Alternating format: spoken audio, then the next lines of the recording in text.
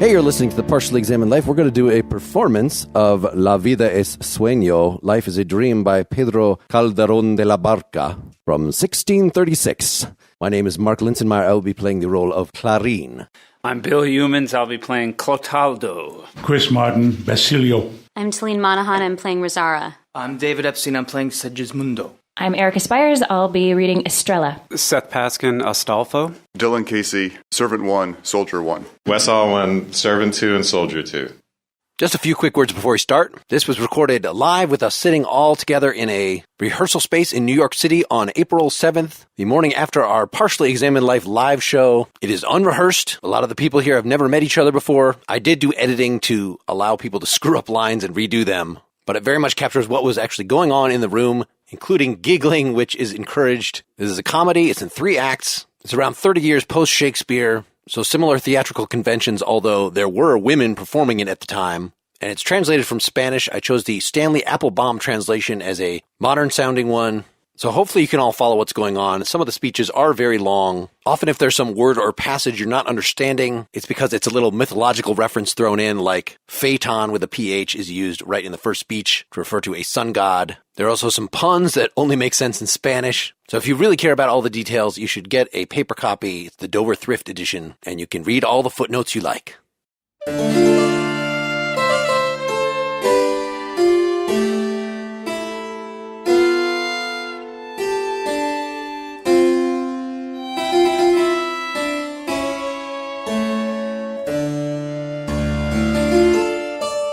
Act 1, we start on a high mountain. Rosaura enters dressed like a male wayfarer, and she descends as she speaks her first lines. Impetuous hippogriff that matched the wind and speed, flash without flame, bird without bright plumage, fish without scales, and beast without natural instincts. Where in this confused labyrinth of these bare rocks are you bolting, hugging the ground and hurtling down? Remain on this mountain so that the beasts can have their phaeton here. For I, with no more distinct path than the one which the laws of destiny afford me, a woman blinded by despair, shall descend the tangled head of this lofty mountain which furrows its brow in a scowl at the sun. Poland, you give an ill welcome to a foreigner, since you mark his entrance on your sands with blood, and hardly has he come when he comes into hardship. My fate states this plainly. But where has an unhappy person ever found mercy? Enter Clarín the comic. Say 2 unhappy people, and don't leave me back at the inn when you complain, because if there were 2 of us who left our homeland in search of adventures, 2 of us who arrived here amid misfortunes and madness, and 2 of us who rolled down the mountain, isn't it right for me to resent being added to the anguish and not to the account? I refrained from giving you a share in my laments, Clarín, so as not to deprive you by bemoaning your troubles of your own right to consolation. Because a philosopher once said that there was such pleasure in lamenting that in exchange for a good cry, people should actually seek misfortunes. Well, that philosopher was a drunken old goat, and I would like to give him more than 1,000 slaps in the face. Then he could complain about my accurate aim. But, my lady, what will we do on foot, alone, lost at this time of day on a deserted mountain, when the sun is leaving for another horizon? Who has ever seen such strange events? But if my eyes aren't suffering delusions created by my imagination, in the timorous light that the day still holds, I seem to see a building. Either my wishes are telling me lies, or I can make out the trace of it too. Amid the bare rocks there rises a rustic palace, so small that it scarcely dares to behold the sun. Of such coarse workmanship is the architecture of its structure that at the foot of so many crags and rocks that reach up into the bright sun, it resembles a boulder that has rolled down from the summit. Let's go closer to it, my lady. We've been just looking at it too long, when it would be better if the people who live in it were to let us in hospitably. The door, or should I say the grim maw, is open, and from its interior emerges the night which is engendered within it. What's that I hear? Heavens! I've turned into a motionless figure of fire and ice. There's a chain rattling. They'll be killed if it isn't a galley slave's spirit in torment. My fear clearly tells me so. Ah, woe is me. Ah, how wretched I am. What a sad cry I hear. I struggle with new pains and torments. And I with new fears. Clarín. My lady? Let us flee the harshness of this enchanted tower. I don't yet have enough courage to run away when I try to. Isn't it a small lamp, that feeble glare, that pallid star, which in fitful swoons, pulsating beams, and throbbing flashes makes the gloomy dwelling darker yet with its dubious light? Yes, because by its reflections I can discern, although from afar, a dark dungeon, which is the tomb of a living corpse. And, to add to my awe, dressed like a wild beast, there lies a man, loaded with shackles, and with only the lamp for company. Since we cannot flee, let's listen to his misfortune from where we stand. Let's learn what he says. Ah, woe is me. Ah, how wretched I am. Heavens, I seek to inquire, since you treat me this way, what crime I committed against you when I was born. Though, seeing that I was born, I already realize what crime I have committed. There was sufficient reason for your justice and severity, since the greatest crime of man is being born. I would merely like to know, in order to determine the cause of my woes, setting apart, oh heavens, the crime of being born, in what other way I could have offended you to deserve additional punishment. Wasn't everyone else born too? Well, then if everyone else was born, what special favors were they granted, which I have never enjoyed? The bird is born, and in the finery that gives it supreme beauty, no sooner does it become a feathered flower or a winged posy than it swiftly cuts its way through the halls of the sky, abandoning the family relations of its nest, which it leaves in repose. And I, who have more soul, have less liberty. The beast is born, and with its coat patterned with beautiful spots, no sooner is it starred like a constellation, thanks to nature's skilled brush, than the bold and cruel needs of mankind teach it to become cruel in turn, a monster in its own labyrinth. And I, with finer instincts, have less liberty. The fish is born, who doesn't breathe, an abortion of algae and slime, and no sooner does it find itself on the waves, like a boat of scales, then it turns in every direction, measuring the immensity of all the space that its cold element gives it. And I, with more free will, have less liberty. The stream is born, a snake winding amid flowers, and like a silver serpent, no sooner does it twist through the flowers than it musically acclaims the kindness of the flowers, which lend it the majesty of the open field as it flees past. And I, who have more life, have less liberty. When I reach this pitch of emotion, I become a volcano, an Etna, and I'd like to pull pieces of my heart out of my breast. What law, justice, or philosophy is able to deny men so sweet a privilege, so fundamental an exemption, which God has granted to a limpid stream, to a fish, a boat, and a bird? His words have aroused fear and pity in me. Who has been listening to my cries? Is it Clotaldo? Say that it is. No, it's a sad man, woe is me, who in these chilly vaults has overheard your melancholy. In that case, I shall put you to death, to prevent your knowing that I know that you know my weakness. Merely because you overheard me with my brawny arms, I must tear you to shreds. As for me, I'm deaf. I wasn't able to listen to you. If you were born human, my prostrating myself at your feet should be enough for you to set me free. Your voice has had the power to soften me. Your presence to interrupt me, and respect for you to confuse me. Who are you? Because even though I know so little of the world here, since for me this tower has been my cradle and my grave, and even though ever since my birth, if you can call it birth, the only thing I have beheld is this rustic wilderness in which I have lived wretchedly like a living skeleton, like an animated corpse, and even though I have never seen nor spoken to any man but one who listens to my misfortunes here, and from whom I have gathered all my knowledge about heaven and earth, and even though here, and this will surprise you more and make you call me a human monster, amid my fears and wild imaginings I am a man among beasts, and a beast among men, and even though in such weighty misfortunes I have studied political science, instructed by the beasts, informed by the birds, and have measured the orbits of the gentle heavenly bodies, you alone have interrupted my emotional response to my troubles, amazing my eyes and thrilling my ears. Each time I look at you, you fill me with new wonderment, and the more I gaze on you, the more I long to do so. I think my eyes must be morbidly thirsty, because when drinking is death, they drink all the more, and to this effect, seeing that seeing gives me death, I am dying to see. But let me see you and die. Because by now, overcome, I don't know, since seeing you gives me death, what not seeing you would give me.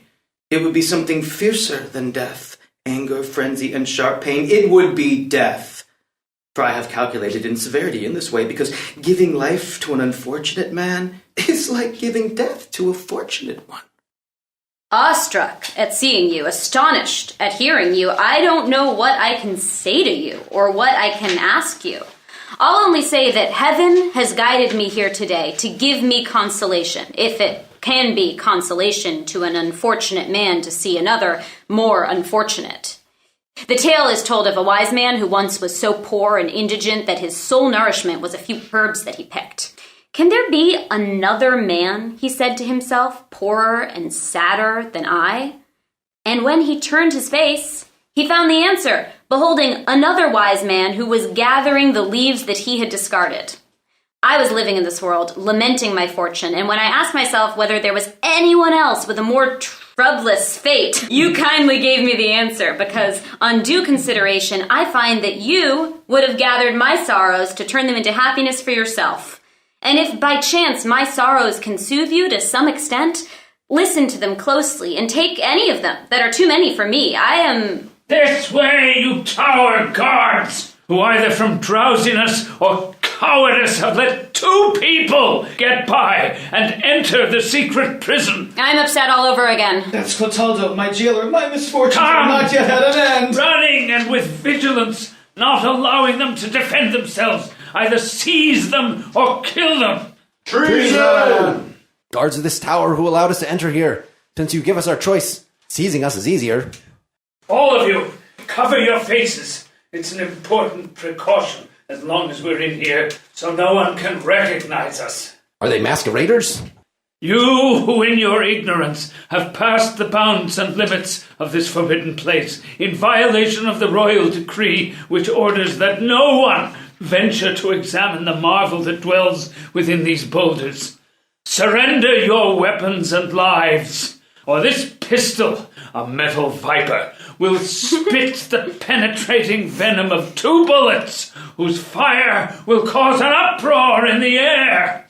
Tyrannical master, before you insult and injure them, my life will be the spoil of these unhappy bonds, because, as God lives, in them I shall tear myself apart with my hands, with my teeth, amid these rocks, before I consent to their misfortune and bewail outrages committed against them. Segismundo, if you know that your misfortunes are so great that you died before you were born because of a heavenly law, if you know that these shackles are a bridle to your arrogant fury to keep it in check, and reins to call it to a halt, why do you brag? Guards, lock the door to this cramped prison. Hide him within it.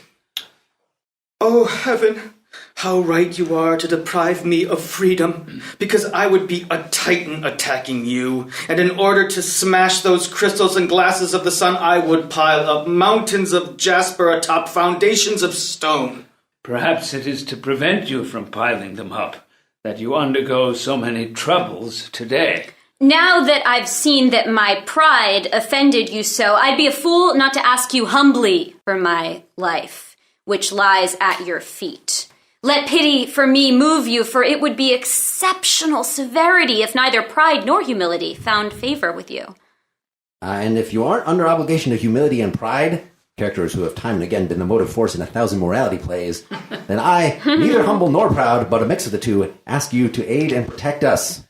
You there! My lord! Take away the weapons from both of them, and bind their eyes so they can't see what way or from where they leave. This is my sword, which to you alone can be handed over, because after all, among all here, you are the leader, and it is unable to submit to one of less merit. Mine is such that it can be given to the lowest man of all. You soldiers take it. And if I am to die, I wish to leave with you to attest to your compassion an object which deserves esteem for the owner who once girded it on. I enjoin you to keep it safely, because even though I don't know what secret it involves, I know that this gilded sword encloses great mysteries. Since relying on it alone, I have come to Poland to avenge myself for an affront. Holy God. What's this? Now I feel an even greater trouble and confusion, anxiety and worry. Who gave it to you? Woman. What is her name? I am compelled to conceal her name. What makes you now infer or know that there's a secret in this sword? She who gave it to me said, "Leave for Poland and make it your business through planning, diligence, or craft that you are seen with this sword by the nobility and eminent men, because I know that one of them will become your patron and protector." In case he was dead, she refused to name him at the time. Heaven help me. What's this I hear? I still can't decide whether what's happening is an illusion or reality. This sword is the one that I left with the beautiful Violante, as a token that the man who bore it girded to his waist would find me as a loving son finds an affectionate father. So what am I to do, woe is me, in a dilemma like this, if the man who wears it for his benefit is actually wearing it for his death, seeing that he is surrendered to me under the sentence of death? What a singular dilemma! What a sad fate! What a changeable fortune! This man is my son, and his appearance corresponds with the signals of my heart, which cries out in my breast to see him, and flutters its wings there, and unable to break the padlocks, behaves like a man who's locked in, and hearing an uproar in the street, looks out the window, and thus my heart, not knowing what's happening but hearing the uproar, goes to look out of my eyes, which are the windows of the breast, through which it emerges in tears. What am I to do? Heaven help me, what am I to do? Because to take him to the king is to take him, woe is me, to his death. But I can't hide him from the king, since I must obey the laws of fealty. Self-love on the one side and loyalty on the other overwhelm me. But why do I hesitate? Doesn't loyalty to the king come before life and honor? Then let loyalty live and honor fail. Besides that, if I now pay heed to the fact that he said he had come to take revenge for an affront, a man who's been affronted is base. He isn't my son. He isn't my son. And he doesn't bear my noble blood. But if it was some critical situation of the sort that no one can avoid, because honor is of such brittle stuff that it's broken with a gesture or besmirched with a puff of air, what more can he do? What more on his part as a nobleman than to come in quest of his honor at the cost of so many risks?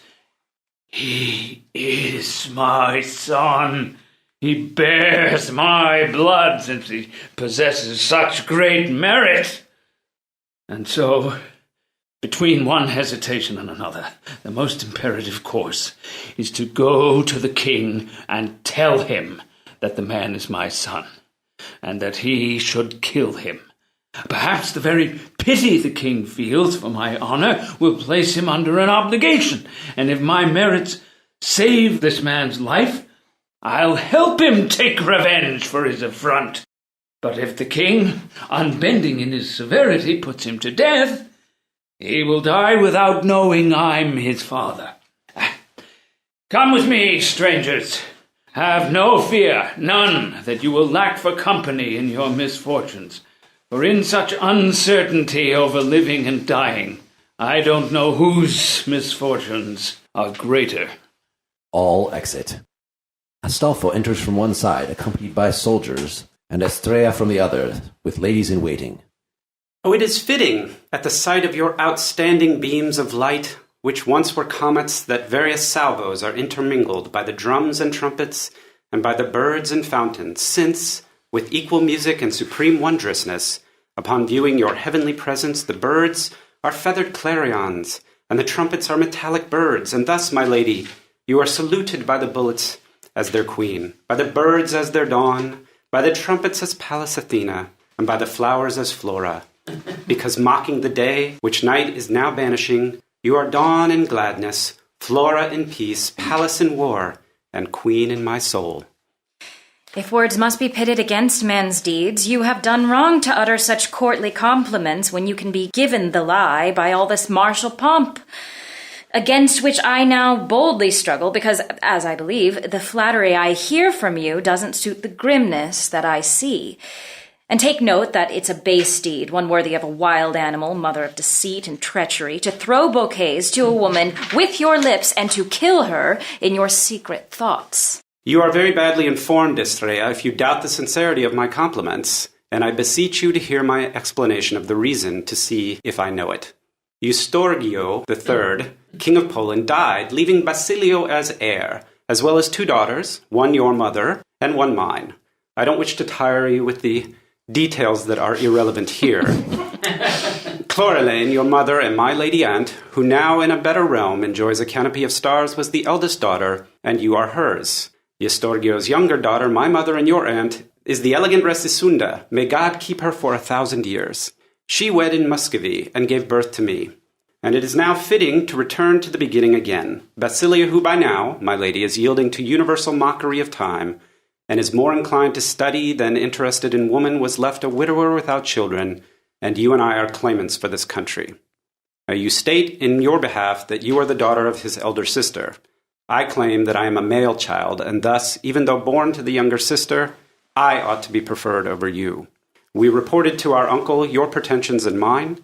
He replied that he wished to settle our dispute, and we agreed upon this place and day for it.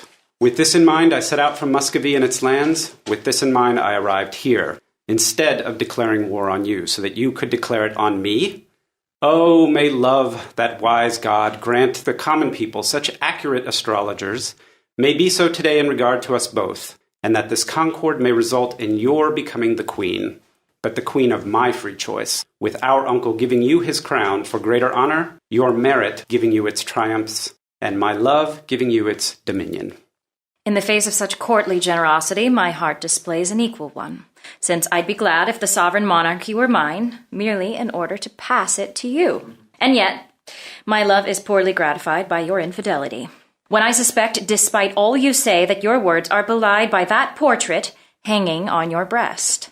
I intend to placate your misgivings in that regard, but the occasion is cut short by all those ringing trumpets which announce that the king and his council are now entering.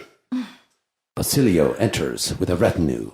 Wise Thales, Learned Euclid, you who amid the zodiac you who amid stars are ruler today, reside today, you who describe you who assess and measure the paths of their stars, their traces in the sky, permit me in humble windings permit me in tender embraces to be the ivy clinging to you, the tree, to see myself stretched at your feet.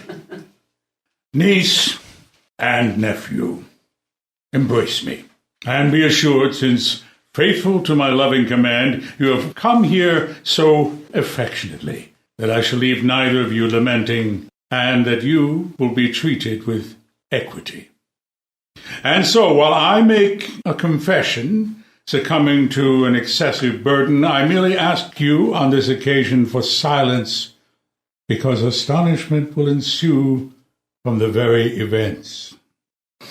You already know, pay close heed to me, you, my beloved niece and nephew, you, the illustrious court of Poland, vassals, kinsmen, and friends, you already know that throughout the world my scientific pursuits have won me the appellation learned. For in despite of time and oblivion, the brushes of Timanthes and the marbles of Lysippus in the whole circle of the globe acclaim me as the great Basilio. You already know that the science I chiefly study and esteem is subtle mathematics, by which I steal from time and ravish from fame their jurisdiction and their function of teaching men more every day. Because when I see present in my charts the future events of ages to come, I win from time men's gratitude for recounting what I have said. Those rings of snow, those canopies of glass which the sun illuminates with its beams, which the moon separates with its revolutions, those globes of diamond, those spheres of crystal, which the stars adorn and the constellations occupy, are the principal study of my years. They are the books in which, on diamond paper, on sapphire signatures, heaven writes in golden lines and distinct characters the events of our lives, sometimes adverse, sometimes beneficent. I read those books so swiftly that with my spirit I follow their rapid movements along their courses and their paths. Would that it had pleased heaven before my intelligence ever became the marginal commentary to those books and the index to their pages, to make my life the first victim of its wrath, and to let that wrath constitute my sole tragedy, because for unlucky people, even their merit is a sharp knife, since the man harmed by his own knowledge is a self-murderer. Let me say this. Even though the events of my life will state it more plainly, so that you may marvel at them once again, I ask you to be silent.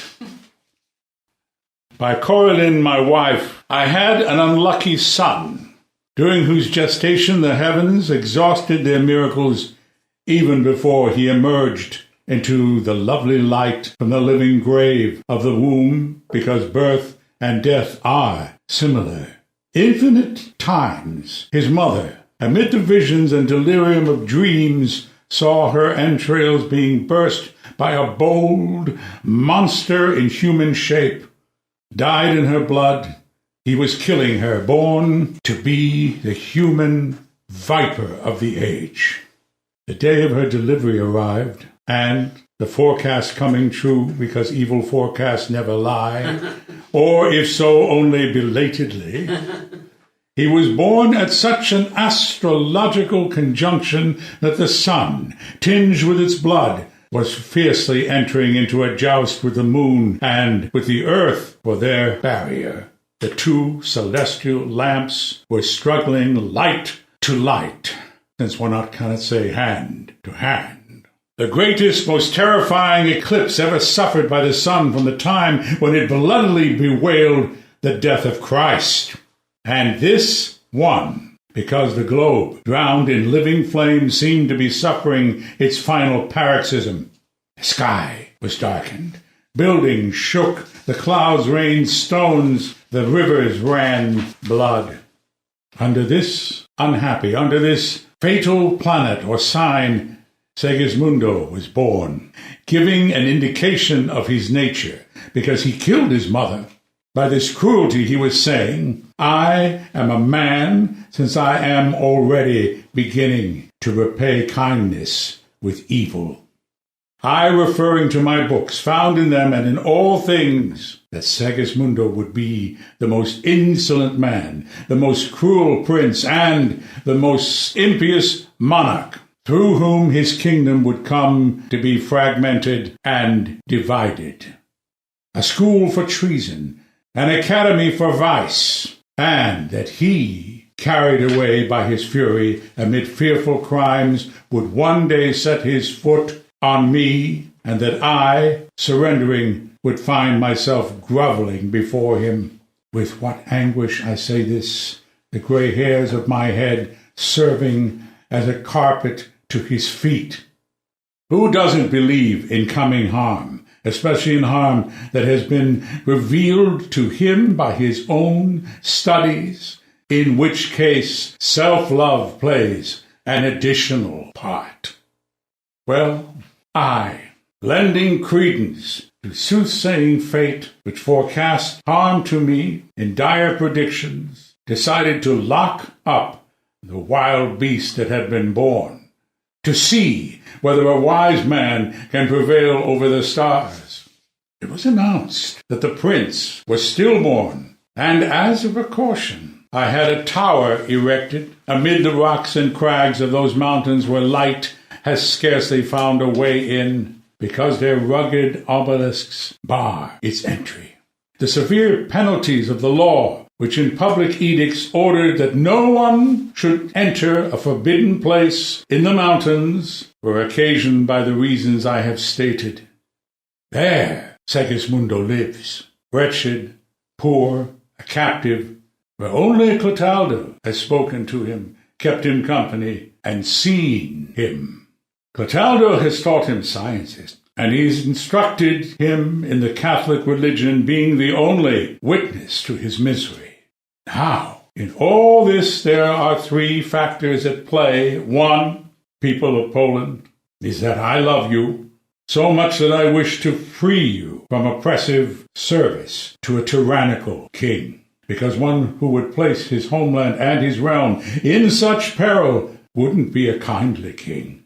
The second factor is the reflection that my depriving my own flesh and blood of the rights he was given by both human and divine law is not Christian charity, because no law ever stated that to prevent another man from being tyrannical and insolent, I should act that way myself. Since even if my son is a potential tyrant, to stop him from committing crimes, I myself come to commit them.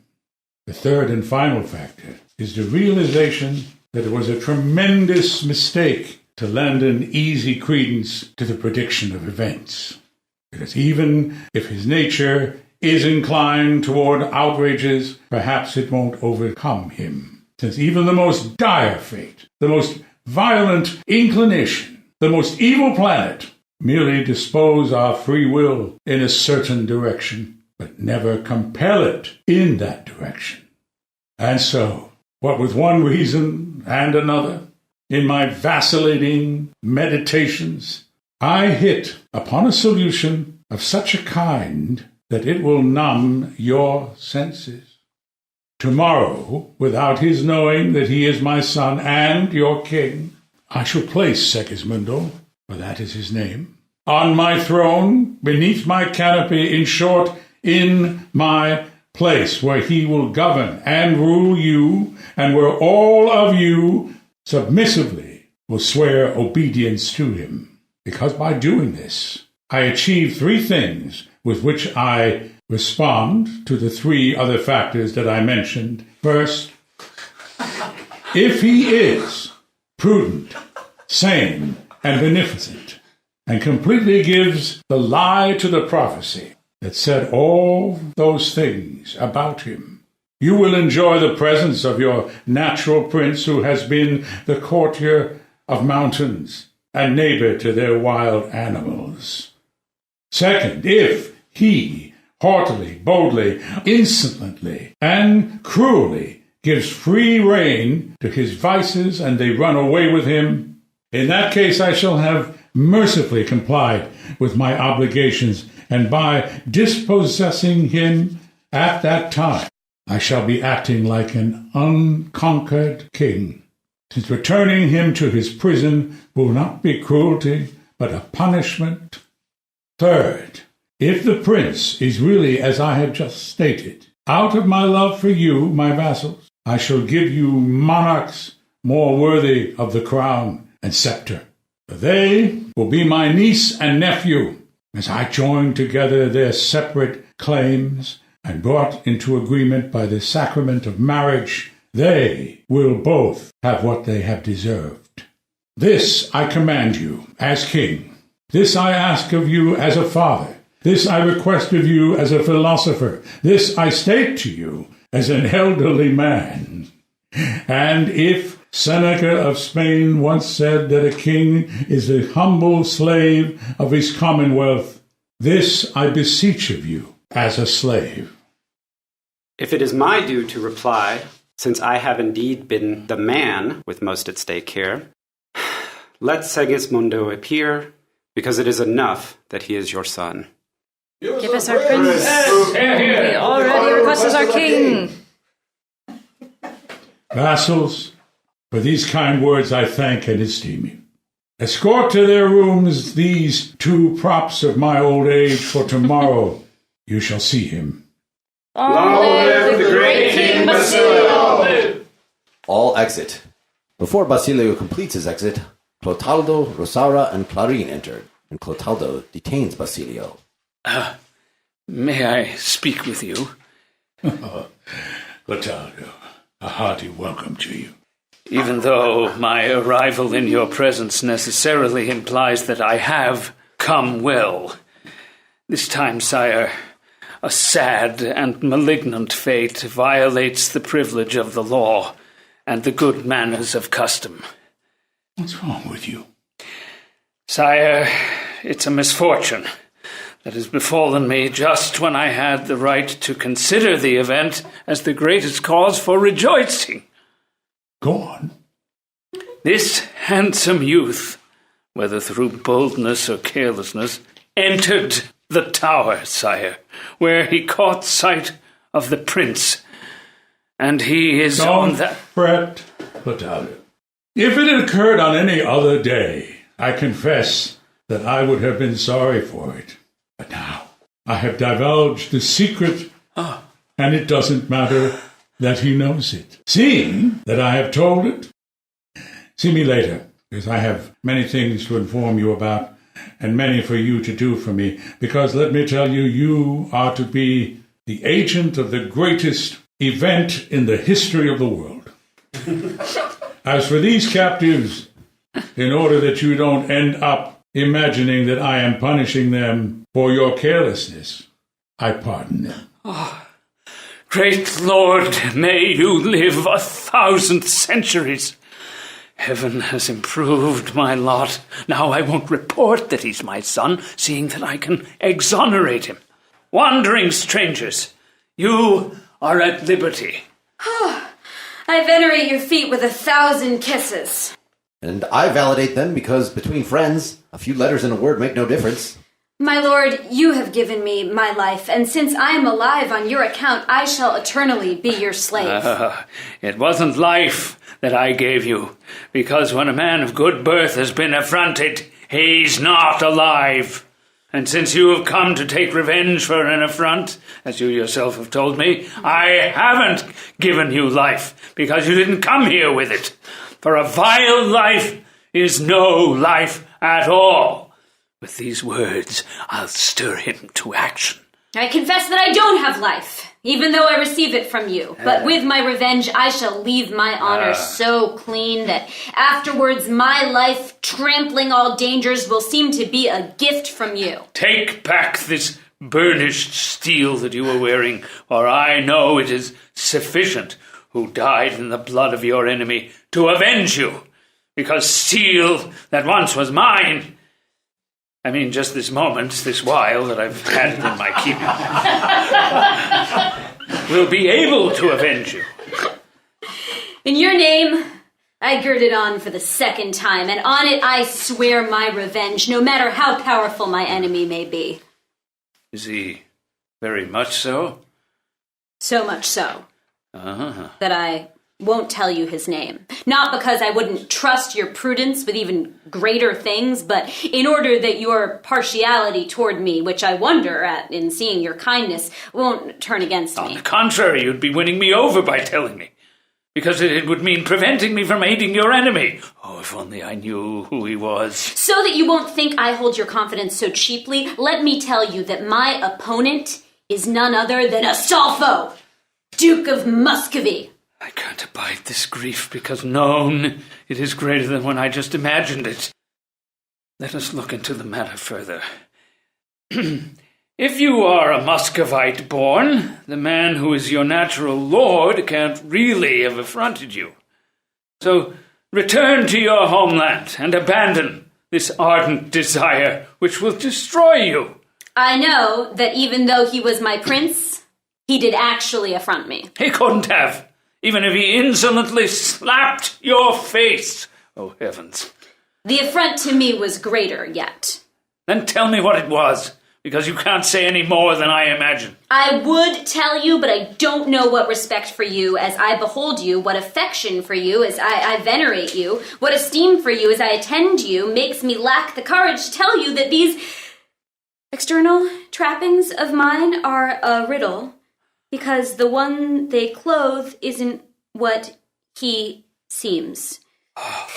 With this hint, Judge, if I'm not what I seem, and if Astolfo has come here to marry Estrella, whether he is capable of affronting me, I've told you enough. Listen! Wait! Stop! Oh, what a muddled labyrinth is this, in which reason cannot find the guiding thread. It is my own honor that has been affronted. The enemy is powerful. I'm a vassal. She is a woman. Let heaven discover the right path. Though I don't know if that's possible when in such a confusing abyss all of heaven is one great omen and the whole world one great marvel. End of Act 1. Yoo-hoo.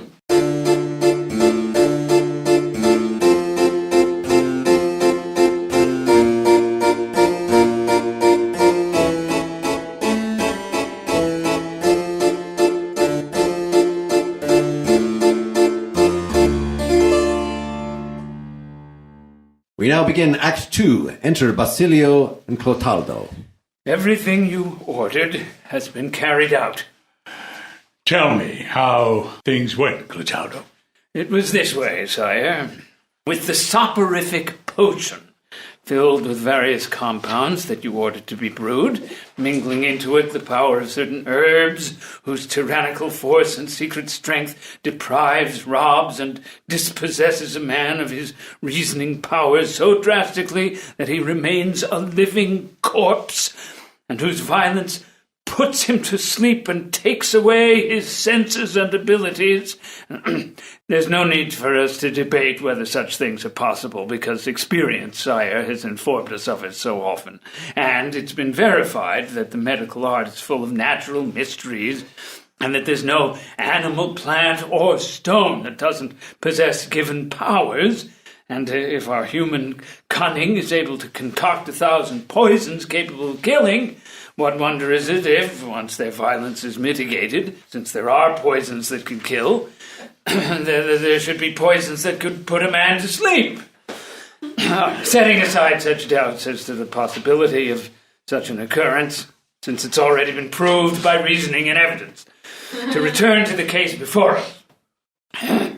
With the potion, compounded of opium, poppy, and henbane, I descended to Segismundo's cramped dungeon. I spoke with him for a while about the humanities in which he's been instructed by the wordless nature of mountains and skies, in whose divine school he has learned the rhetoric of birds and beasts. In order to raise his spirit higher, with a view to the undertaking you have in mind for him, I took as my subject the swiftness of a mighty eagle, which, scorning the sphere of the wind, was ascending in order to become, in the supreme regions of fire, a feathered thunderbolt or comet detached from its orbit. I praised its bold flight, saying, in short, you are the queen of the birds, and so it's only right for you to lord it over them all. He needed no further prompting, because upon this topic of kingship he discourses with ambition and pride, since in reality his blood prompts him, stirs him, and incites him to lofty actions. And he said, so then, even in the restless commonwealth of the birds, there are some who swear obedience to others. When I arrive at this reasoning, my misfortunes console me, since, at least if I'm a subject, I'm one under compulsion, because I wouldn't submit to another man of my own free will. Seeing him now roused to fury by this, which has been the subject of his sorrow, I offered him the beverage, and no sooner did the liquid pass from the tumbler to his bosom than he yielded up his strength to slumber, a cold sweat running through his limbs and veins, so that had I not known it was merely a semblance of death, I would have feared for his life. At that moment there arrived the people to whom you are entrusting the value of this experiment, and, placing him in a carriage, they bore him to your apartment, where there stood in readiness the royal grandeur worthy of his person. There they put him in your bed, where sire, whenever the lethargy has lost its strength. They will serve him, sire, as they would you, for such are your orders. And if my obedience to you obliges you to consider me deserving of a reward, I merely ask you, pardon my indiscretion, to tell me what you have in mind by bringing Segismundo to the palace this way. Clotaldo, this uncertainty of yours is quite justified, and I wish to resolve it for you alone. Segismundo, my son, as you well know, is threatened by the influence of his natal planet with 1,000 misfortunes and tragedies. I wish to determine whether heaven, which cannot lie, especially after giving us such great displays of its severity with regard to his cruel nature, can be assuaged or at least mollified, and whether, overcome by merit and wisdom, it can go back on its word, because man has dominion over the stars. This I wish to determine by bringing him to a place where he will learn that he is my son, and where I can put his character to the test. If, by his high-mindedness, he conquers his nature, he shall reign. But if he displays a cruel and tyrannical nature, I shall send him back to his chains. Now you will ask, why, for this experiment, it was necessary to bring him here asleep like this. And I wish to content you by giving you a full answer. If he learned today that he is my son and found himself tomorrow once again confined in his wretched prison, his character ensures us that he would be in despair there. Because if he knew who he is, what consolation could he possibly have? And so I wanted to leave a way out of that damaging situation, to say that all he saw was in a dream. This way, two things can be tested. First of all, his character, because when awake, he will behave in accordance with his imaginings and thoughts. Secondly, the matter of his consolation, since even though he now finds himself obeyed and later will return to captivity, he will be able to surmise that it was a dream. And it will be a good thing for him to realize, because in this world, Clotaldo, everyone who lives is a dreamer. I'd have no lack of arguments to prove that your ideas are wrong, but by now it can't be helped, and to judge by all indications, it seems that he has awakened and is heading our way. I wish to withdraw.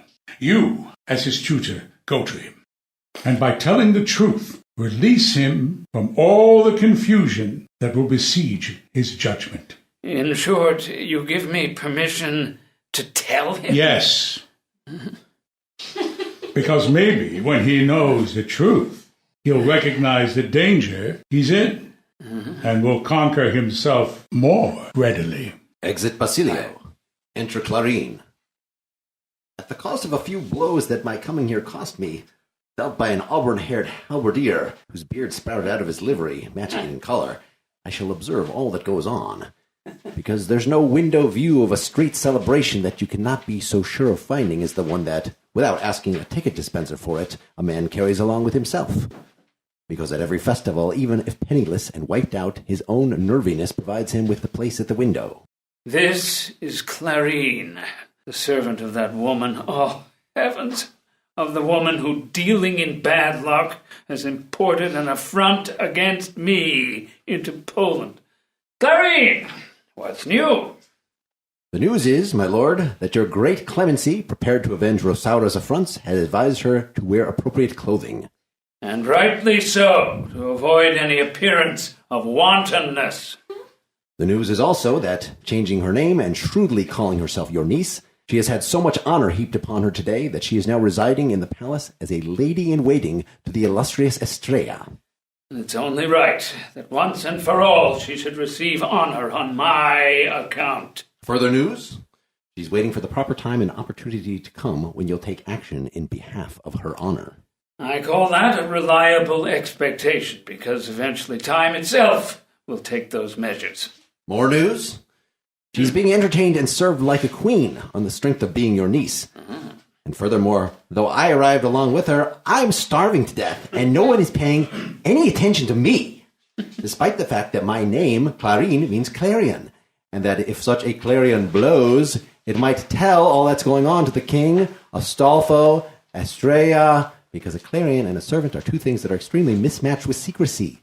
And perhaps, if silence let me slip out of its grasp, the following song may be sung with me in mind. A dawn-shattering clarion isn't as loud as that. Ah, that old chestnut. Your complaint is well-founded. I'll placate your complaint, and in the meantime, be my servant. Ah, but here comes Segismundo. Heaven help me. What's this I see? Heaven help me. What do I behold? I marvel at it with little fear, but I believe it only with great doubt. I in a luxurious palace? I amid fabrics and brocade? I surrounded by such well-dressed, energetic servants? I awakening from sleep in such an excellent bed? I in the midst of so many people helping me to dress? To say I'm dreaming is mistaken. I know very well I'm awake. Am I not Segismundo? Heavens, clarify my confusion. Tell me what can have happened to my mind while I was asleep that makes me find myself here. But whatever it may be, who's forcing me to ponder it? I want to let myself be served, come what may. How melancholy he is. Well, who wouldn't be if this happened to him? Me? Go over and talk to him now.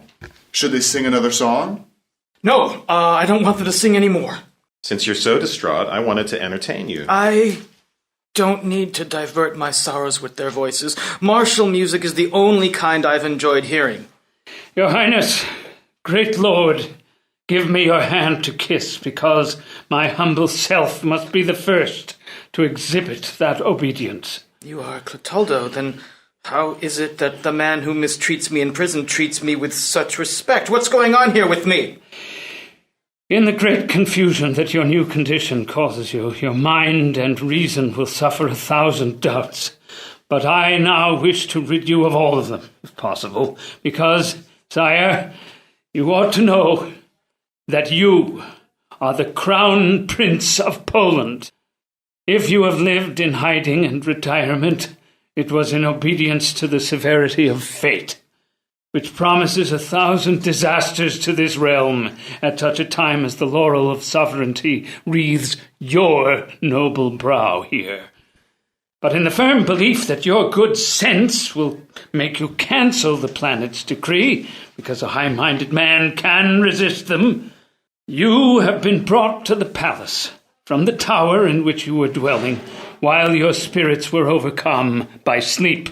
Your father, my lord the king, will come to see you, and from him you will learn the rest, Segismundo. So, you base, vile traitor. What more do I need to learn after learning who I am in order to demonstrate my pride and power from now on? How could you commit such treason against your country as to hide me away, since, against all reason and justice, you were robbing me of this rank in life? Oh, woe is me. You were a traitor to the law, a flatterer to the king, and cruel to me, and so the king, the law, and I, amid such grievous misfortunes, condemn you to death at my hands. Sire! Let no one prevent me, for it would be wasted effort, and as God lives, if you interpose, I'll throw you out the window! Escape, Clotaldo! Alas for you, what pride you're displaying, unaware that you're only dreaming. Clotaldo exits. Please observe Get out of here! that he was merely obeying his king. It matters that violate the law. The king doesn't have to be obeyed, and after all, I was his prince. It wasn't for him to inquire whether the actions were proper or not. I suspect that you're your own worst enemy for forcing me to talk back to you. The prince is perfectly right, and you behave very badly. Who gave you permission to speak? I took it upon myself. Tell me, who are you? A busybody, and a master at my trade because I'm the nosiest person ever known. Of all these people new to me, you alone have pleased me. Sire, I am a great pleaser of all Segismundos. Enter Astolfo. 1,000 times happy the day, O Prince, when you show yourself as the son of Poland, filling with splendor and joy all these horizons with such divine red glow, since you emerge like the sun from below the mountains. Emerge then, and even though your brow is wreathed so belatedly with the glorious laurel, may it be equally slow to die. God keep you. Your failure to recognize me is the only excuse I make for you for not showing me greater respect. For I am Astolfo, and I was born Duke of Muscovy, and your cousin. Let us stand on equal terms. If I say God keep you, am I not satisfying you? But now that, boasting about who you are, you complain about it, the next time you see me, I'll ask God not to keep you. Your Highness should take into account that, since he was born in the hills, he has behaved that way with everyone. My lord, Astolfo prefers... He peeved me the way he happened to speak to me so stuffily. And the first thing he did was to put on his hat in front of me. He's a grandee. I am grander yet. However that may be, it's only proper that there should be greater respect between you two than between anyone else. And who asked you to meddle in my business? Enter Estrella. Sire, may your highness be welcomed many times to the throne that gratefully receives and desires you, and where, in spite of deceit, may you live revered and eminent, your life being reckoned in centuries, not years. Tell me now, who is this peerless beauty? Who is this human goddess at whose divine feet heaven prostrates its glow? Who is this beautiful woman? Sire, it's your cousin Estrella. I mean, star. You should have said the sun. Though it's fitting to congratulate me on the good fortune I have obtained, it's only because I have seen you today that I accept your congratulations, and so, because I find myself in possession of good fortune that I don't deserve, I thank you for the congratulations, Estrella. You star that are able to appear at dawn and bring joy to the brightest heavenly lamp.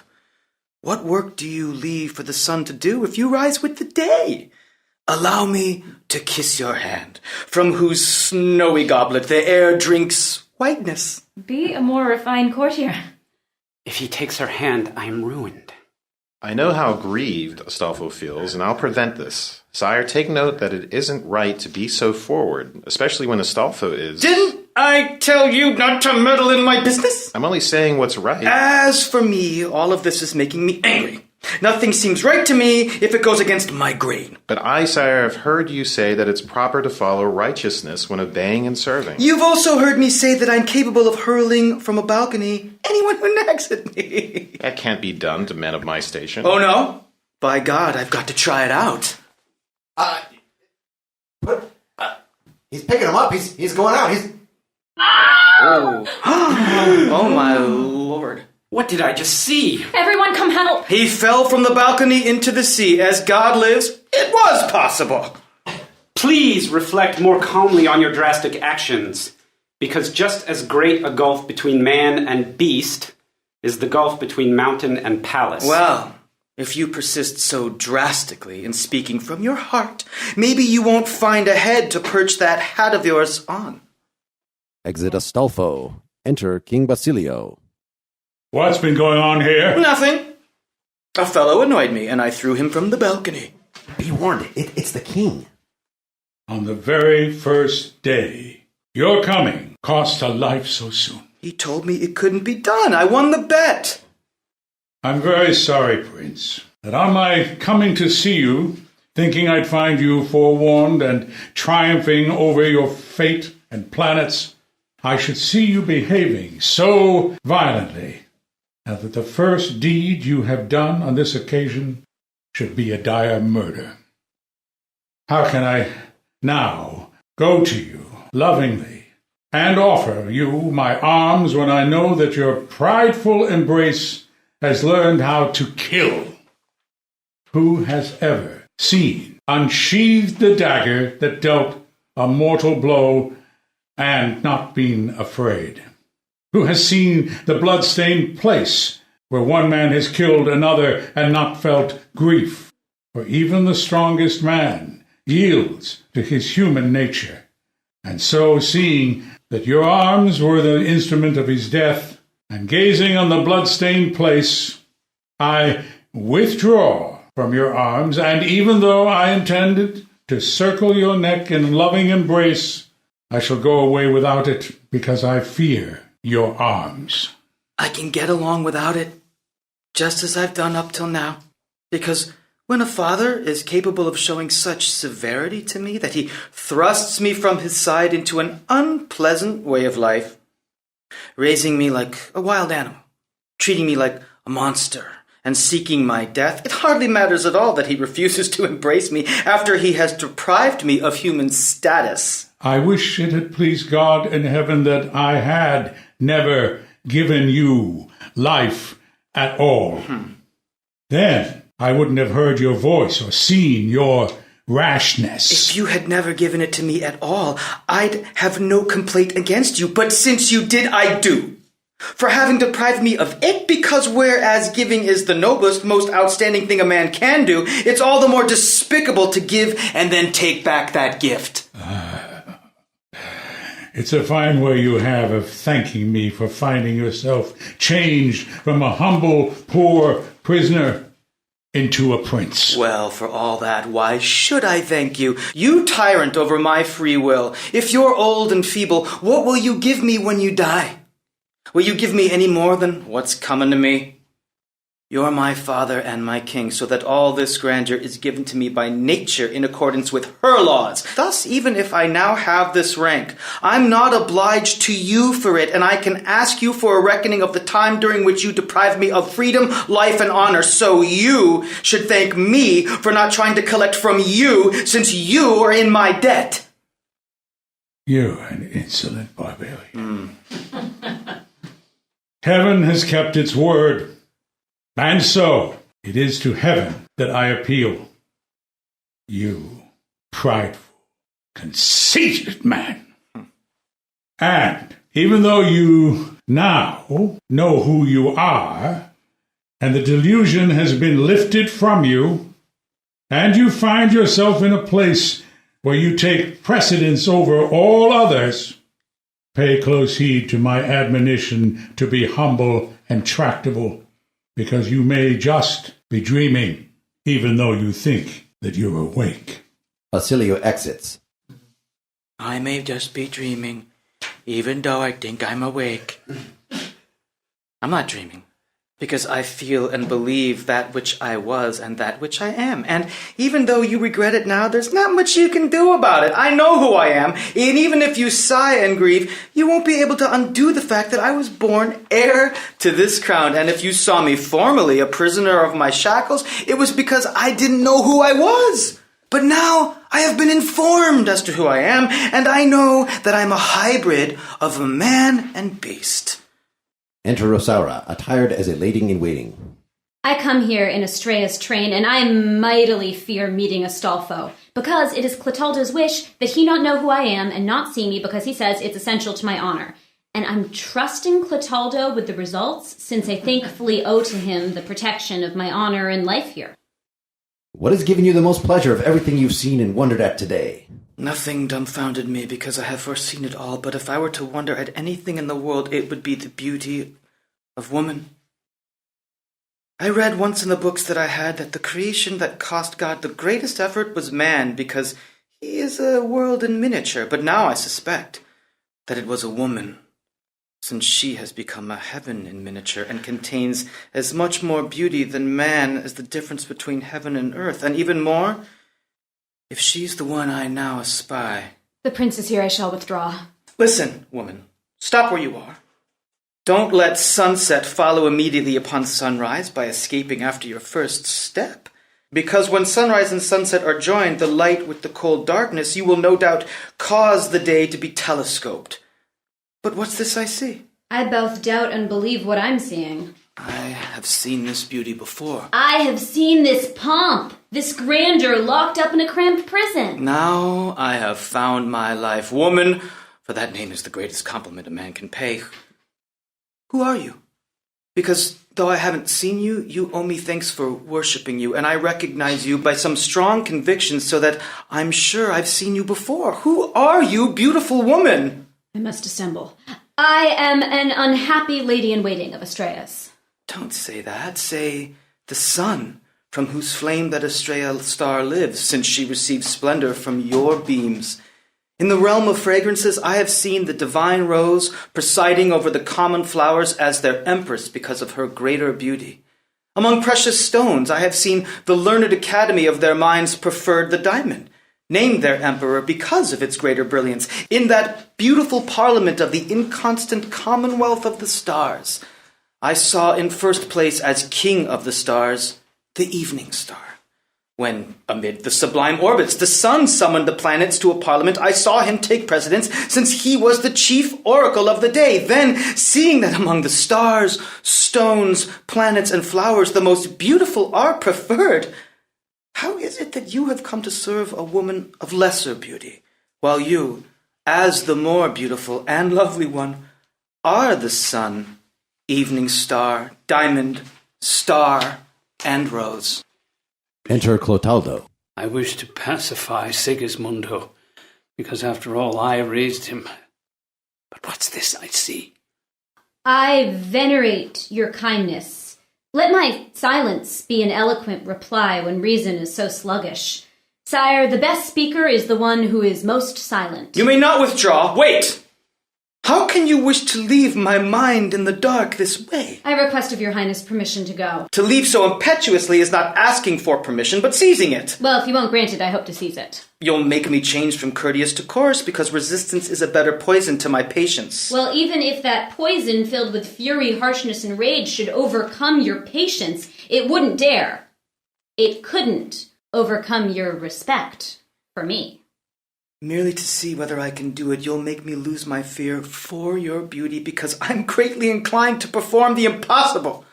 Today I threw from that balcony a man who said it couldn't be done. And so, to see whether I can, it's a simple thing for me to throw your honor out the window. He's pressing her very hard. Heavens, what am I to do when I see a mad desire setting my honor at risk once again? It wasn't for nothing that it was predicted your tyranny would bring this unhappy kingdom such heavy shocks of crime, deception, wrath, and death. But what can a man be expected to do who has nothing human about him except the name, who is insolent, inhuman, cruel, prideful, barbarous, and tyrannical, born among wild beasts? It was so to prevent you from insulting me like this that I showed so much courtesy, thinking I would find favor with you that way. But even after speaking politely, I am still such a monster. As God lives, I'll make you say it for every reason. You there, leave us alone, and let that door be locked, and let no one come in. I'm as good as dead. Please, observe. I'm a tyrant, and by now it's no use trying to pacify me. Oh, what a terrible moment. I'll go out and prevent him even if he killed me. Sire! Wait! Think of what you're doing! Once again, you have aroused my wrath, feeble, crazy old man. Have you so little regard for my vexation and my severity? How is it that you got all the way here? I was summoned by the sound of your voice to tell you to be more even-tempered if you wish to be king, and not to be cruel just because you now find yourself master of us all, because it may be a dream. You drive me to frenzy when you mention the light of disillusionment. By killing you, I'll see whether it's a dream or reality. In this fashion, I hope to save my life. Take your rash hand off my steel. Until people come to restrain your harsh anger, I won't let go of you. Oh, heavens! Let go, I say, feeble madman, barbarous enemy. Or this will be the way I will now kill you with my embrace. Everyone come running quickly, Clotaldo's being killed. Astolfo enters. Why, what's this? Noble prince, is this how such a vigorous blade is stained with the chilled blood of an old man? Return your gleaming sword to its sheath. Not till I see it dyed in his base blood. His life has already claimed sanctuary at my feet, and my arrival must have some effect. Let it have the effect of your death, because that way I'll also be able to take revenge by killing you for that earlier vexation. I am fighting in self-defense, and thus not affronting the royal person. They draw their swords. But enter King Basilio and Estrella. Don't harm him, my lord. What? Drawn swords here? It's Astolfo, woe is me. What awful grief. Well, what has happened? Nothing, sire. now that you have come. A great deal, sire. Even if you have come, I tried to kill this old man. You have no respect for his gray hair. Sire, consider that the hair is only mine, and you'll see it's of no importance. A vain effort. To want me to respect your gray hair, for even yours, perhaps, I may see at my feet someday, because I still haven't taken revenge for the unfair way in which you raised me. Well, before you see such a sight, you'll go back to sleep, and you'll believe that everything that has happened to you since it entailed worldly goods was just a dream. Exit King Basilio and Clotaldo. How seldom a destiny that predicts misfortune lies, because it's just as accurate with regard to bad things as it is uncertain with regard to the good. What a wonderful astrologer I would be if I always foretold dire events, because there's no doubt they would always come to pass. This conclusion can be demonstrated in the case of Segismundo and me, Estrella, since in the two of us it showed different aspects. To him were foretold harshness, pridefulness, misfortunes, and murders, and it was all true, because it's finally happening. But in my case, my lady, I who saw your bright beams, to which the sun was a mere shadow, and heaven an inadequate hint, when fate promised me good fortune, triumphs and acclaim and good things, it was both wrong and right, because it can only be correct when it hints at benefits and delivers disdain. I have no doubt that those compliments are shining truths, but they must be meant for another lady whose pendant portrait you wore on your neck when you came to see me, Astolfo. And that being the case, she alone deserves your verbal bouquets. See to it that she repays you for them, because in love's tribunal the compliments and vows made in the service of other ladies and other rulers aren't valid documents. Rosaura enters unnoticed. Thank God that my cruel misfortunes have now reached their limit, because whoever has seen this has nothing to fear. I will see to it that the portrait leaves my breast, so that the image of your beauty can enter into it. Wherever Estrella enters, there is no place for shadow, just as no star remains after sunrise. I'm going to fetch it. Forgive me, lovely Rosaura, for this affront, because when they are apart, men and women are no more faithful than this. He exits. I wasn't able to hear anything. I was so afraid of his seeing me. Oh, Astria, it's you. My lady. I'm very pleased that it was you who followed me all the way here, because to you alone I'd entrust a secret. My lady, you honor the one who obeys you. Astria, in the short while that I've known you, you've won the keys to my private thoughts. For that reason, and because of the kind of person you are, I venture to admit to you something that I've concealed even from myself many a time. I am your slave. Well then, to tell it briefly, my cousin Astolfo, let it suffice for me to call him my cousin because there are some things that can be said only in thoughts, is to marry me. If my fortune consents to counterbalance so much bad luck with one piece of good luck.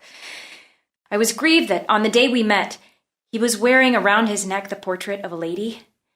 I have spoken to him about it politely. He's a gallant gentleman and truly in love. He's gone to fetch it, and he's supposed to bring it here. I'm deeply embarrassed by his coming to give it to me personally. Remain here, and when he comes, tell him to consign it to you. I say no more. You're clever and pretty, and you must know what love is. She exits. Oh, I wish I didn't know. Heaven help me. Who could be mindful enough and wise enough to give herself good advice in such a serious situation as this? Can there be anyone in the world whom unkind heaven combats with more misfortunes and besieges with more sorrows? What should I do in such a dilemma in which it seems impossible for me to find an idea to relieve me or relief to console me? Ever since that first misfortune, there hasn't been an event or an incident that wasn't some new misfortune. For they succeed one another, as if each were the heir to the one before. In emulation of the phoenix, each one is born out of the preceding one, living on its predecessor's death, and the ashes of their grave are always hot. A philosopher once said that misfortunes were cowards, because it seemed to him that they never came singly. But I say that they're brave, because they keep advancing and never turn their backs. whoever has them for company can undertake anything, because there's no occasion on which he can fear that they'll abandon him. I'll vouch for it, since on all the occasions occurring in my life, I've never found myself without them, nor have they grown weary until seeing me wounded by fortune in the arms of death. Woe is me! What am I to do in the present situation? If I reveal my identity, Clotaldo, to whom my life owes this protection and honor, may be vexed with me, since he has instructed me to be silent while awaiting honor and redress. If I don't reveal my identity to Astolfo, but he gets to see me, how can I dissemble? Because even if an attempt at pretense is made by my voice, tongue, and eyes, my soul will tell them that they're lying. What shall I do? But why do I ponder on what to do if it's evident that no matter how I plan, ponder, and plot, when the moment comes, I will have to act under the dictates of my sorrow? Because no one has power over his own grief. And since my soul isn't bold enough to decide what I should do, let my sorrow reach its limit today. Let my pain reach its extreme point, and let me emerge from my doubts and imaginings once and for all. But until that moment, help me. Heaven, help me! Enter Astolfo with the portrait. My lady, here is the portrait. My God! Why is your highness so dumbfounded? What surprises you? Hearing you, Rosaura, and seeing you. I? Rosaura? Your highness is deceived. Do you take me for some other lady? But I am Astrea, and my humble self doesn't deserve such great good fortune as to cause you such great confusion. Enough deception, Rosaura, because the soul never lies, and though mine sees you as Astrea, it loves you as Rosaura. I don't understand, your highness, and so I don't know how to reply. The only thing I'll say is that Estrella, who is lovely enough to be the planet Venus, ordered me to wait for you here, and to tell you on her part to hand over that portrait to me, as is quite reasonable, so I myself can take it to her. That's what Estrella wants. And even the slightest things, though they may be to my detriment, must be done when it's Estrella who wants them. No matter what an effort you make, Rosaura, oh, how badly you know how to dissemble. Tell your eyes to harmonize their music with your voice. Because of necessity, such an untuned instrument will sound false and dissonant when trying to adapt and regulate the lies of the lips that speak to the truth of the heart that feels. I tell you, I'm merely awaiting the portrait. Since you wish to carry the deception through to the end, I shall answer you in the same terms. Astrea, tell the princess that I so esteem her that when she asked me for the portrait it seemed to be lacking in politeness, merely to send it to her, and so, because I esteem and value her, I'm sending her the original, and if you are able to bring it to her because you already have it with you, if you merely bring yourself. When a man is determined daringly, proudly, and bravely to accomplish an enterprise, even if he is given in exchange something worth more, without what he came for, he comes back home feeling foolish and awkward. I have come for a portrait, and even if I bring an original that's worth more, I'll go back feeling awkward. And so, give me that portrait, your highness, because I'm not going back without it. And if I don't give it to you, how will you manage to bring it? This way! Let go of it, faithless man! It's useless! As God lives, it will never be seen in another woman's hand! Oh, you're a terror! And you're a deceiver! Enough now, Rosaria, dear. Dear to you, lowlife, you're lying! Enter Estrella. Astrea, Astolfo, what's going on? Estrella is here. May love provide me with a ruse to recover my portrait. My lady, if you wish to know what's happening, I will tell you. What do you have in mind? You ordered me to wait for Astolfo here and ask him for a portrait that you wanted. I remained alone, and since thoughts move easily from one topic to another, when I heard you speak of portraits, that mention made me recall that I had one of myself in my sleeve. I took a notion to look at it, because a person left all alone amuses himself with silly things.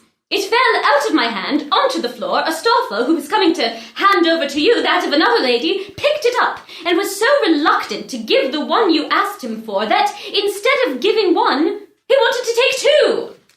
Since it still hasn't been possible to get my own back through entreaty or persuasion, I became angry and impatient and tried to take it away from him. The one he is holding in his hand is mine. You'll be convinced of that if you look and see the resemblance to me. Astolfo, let go of the portrait. My lady. Indeed. The painted likeness isn't unfaithful to life. Isn't it a picture of me? How can anyone doubt it? Tell him to hand the other one over to you now. Take your own portrait and go. I've recovered my portrait now. Come what may. Rosaura exits. Now give me the portrait I asked you for, because even though I don't intend ever to see you or speak to you again, I don't want it to remain in your possession, if only because I so foolishly asked you for it. How can I get out of such an awful situation? Beautiful Estrella, even though I wish to serve you and obey you, I can't give you the portrait you ask for because... You're a low-course suitor. I don't want you to hand it over to me because I don't want you to remind me, if I take it, that I asked you for it. Hear me. Listen, look, let me explain. She exits. Damn you, Rosaura. From where, how, and in what way did you come to Poland today to ruin me and ruin yourself? The scene changes. Segismundo is discovered as at the beginning of the play, dressed in skins and chained, asleep on the ground. Enter Clotaldo, Clarín, and 2 servants. You are to leave him here, since today his pridefulness ends where it began.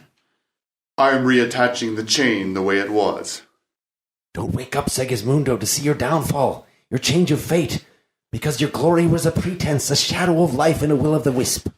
A man wise enough to utter such a discourse ought to be provided with a lodging, where he'll have plenty of time to philosophize. Seize this man and lock him in that room. Why are you doing this to me? Because one must guard in a prison as secure as this a clarion who knows secrets, so he won't blare and blurt them out. Is it I, by chance, who am trying to kill my father? No. Did I throw from the balcony that low-scale Icarus? Do I die and come back to life? Do I dream or sleep? To what purpose am I being locked up? You're a clarion. In that case, I promise to be a bugle and to keep quiet, because that's a vulgar instrument. They take him out. Enter King Basilio, muffled in his cloak. Clotaldo. Sire, is this the way for your majesty to appear?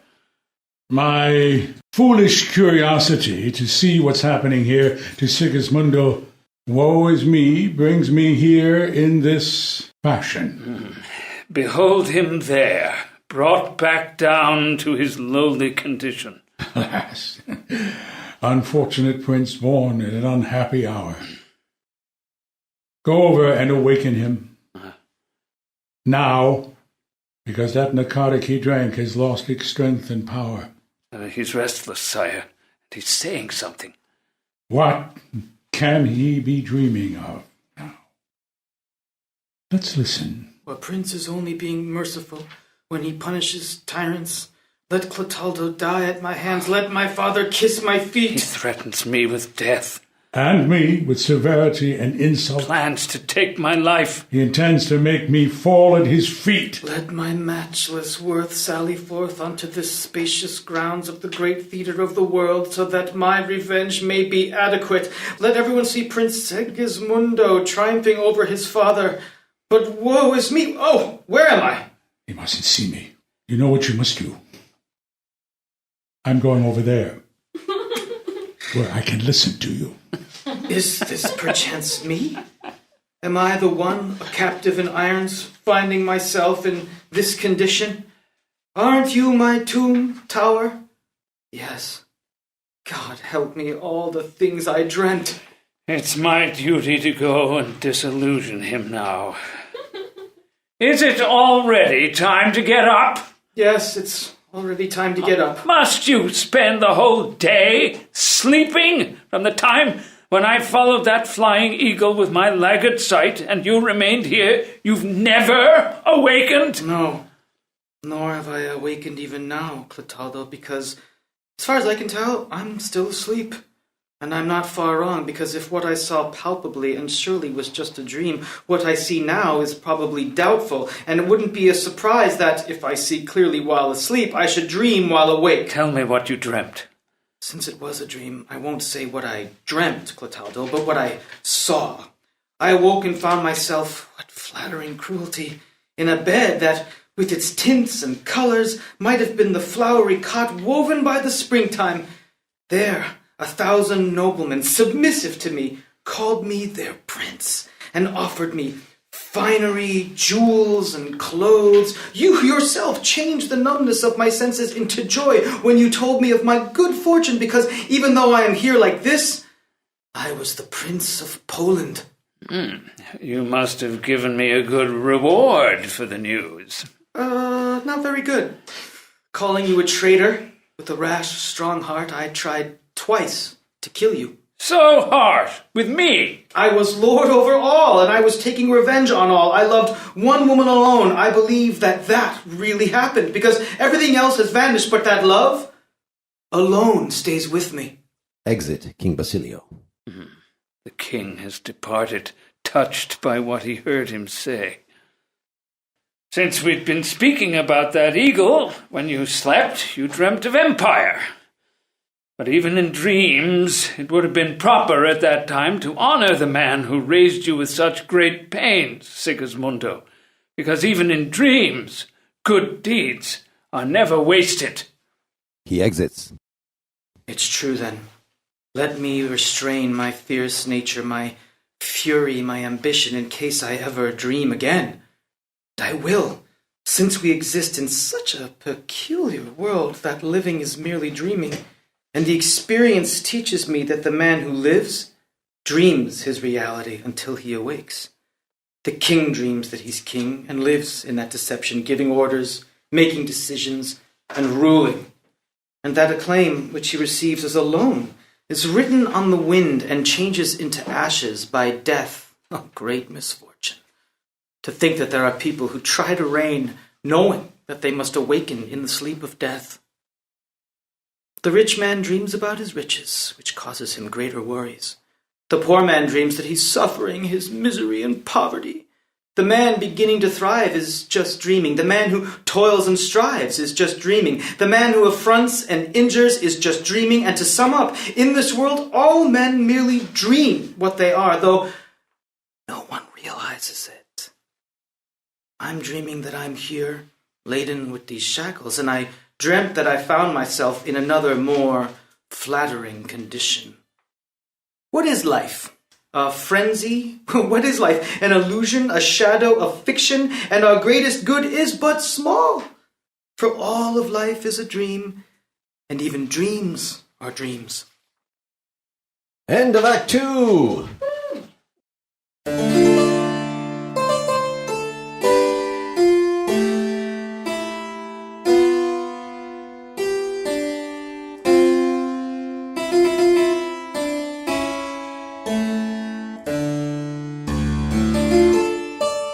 Act 3. Enter Clarín.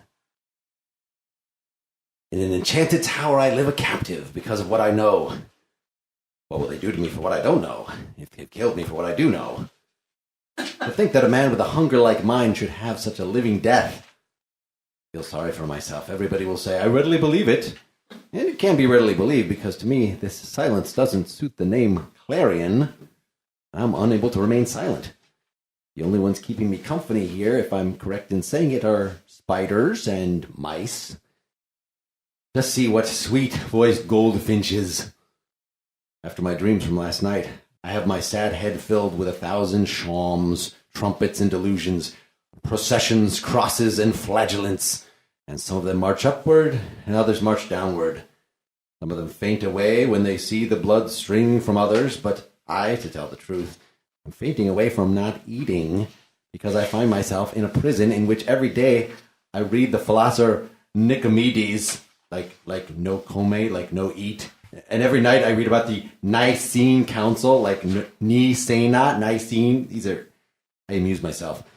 If they call being silent saintly, as if in a new religious calendar, then my patron saint is Saint Secret, since I fast in his honor, but don't have a banquet.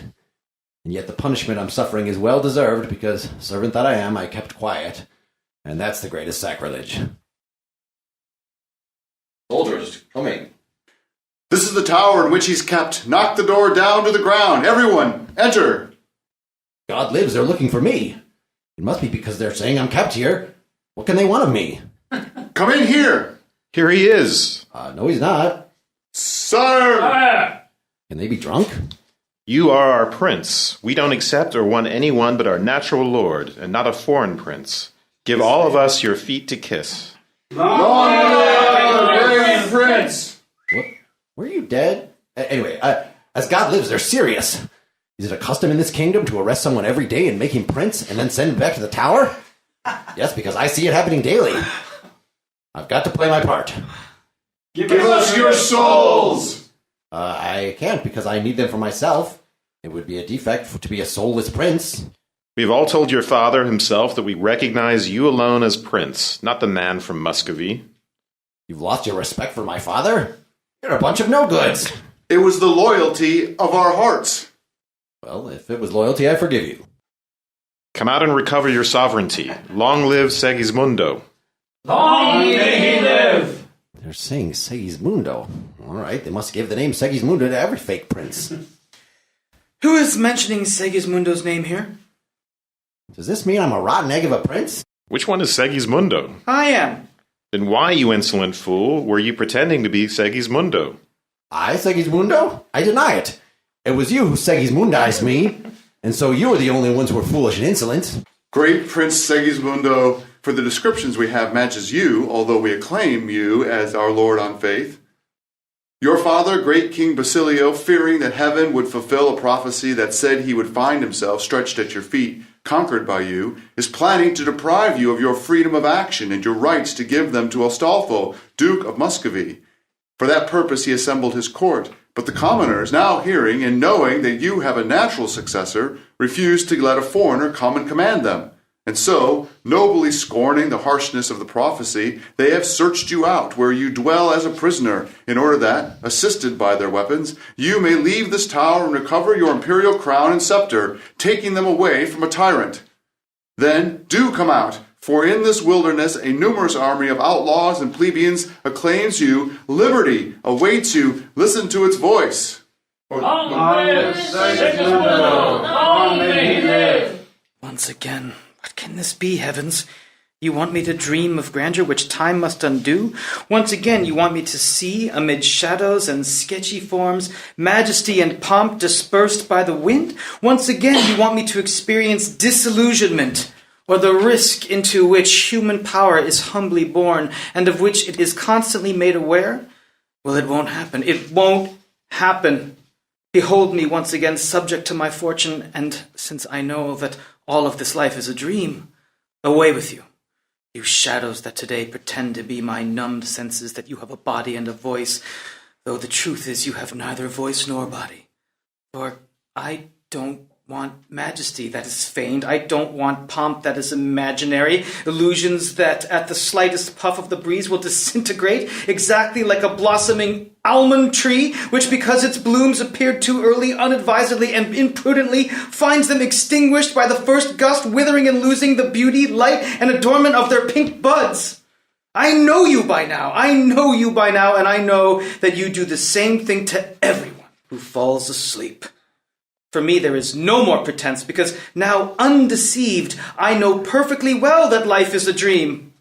If you think we're fooling you, turn your eyes to those arrogant mountains, so you can see the soldiers waiting there to obey your orders. Once before in the past, I saw the very same thing, just as clearly and distinctly as I see it now, and it was a dream. Great Lord, great events have always induced presentiments, and that must now be the case if you dreamed it earlier. You're right. It was a presentiment. And in case it was accurate, seeing that life is so short, let us dream, my soul, let us dream once again. But now it must be with the awareness and knowledge that we must awaken from this pleasurable dream just when we're happiest. For keeping that in mind, our disappointment won't be so great, because to take counsel against harm in advance is to laugh at it. And with this foreknowledge that even in the presentiment should be true, all my power is merely borrowed and must return to its owner. Let us adventure everything. Vassals, I thank you for your loyalty. In me you have a man who will boldly and skillfully free you from foreign servitude. Sound the alarm, for swiftly you shall see my boundless valor. I intend to take arms against my father and make heaven's prediction come true. I shall soon see him at my feet. But if I awaken before that, won't it be better not to mention it because I won't actually do it? Long may Segismundo! Long may he live! Enter Clotaldo. Heavens, what is this hubbub? Clotaldo!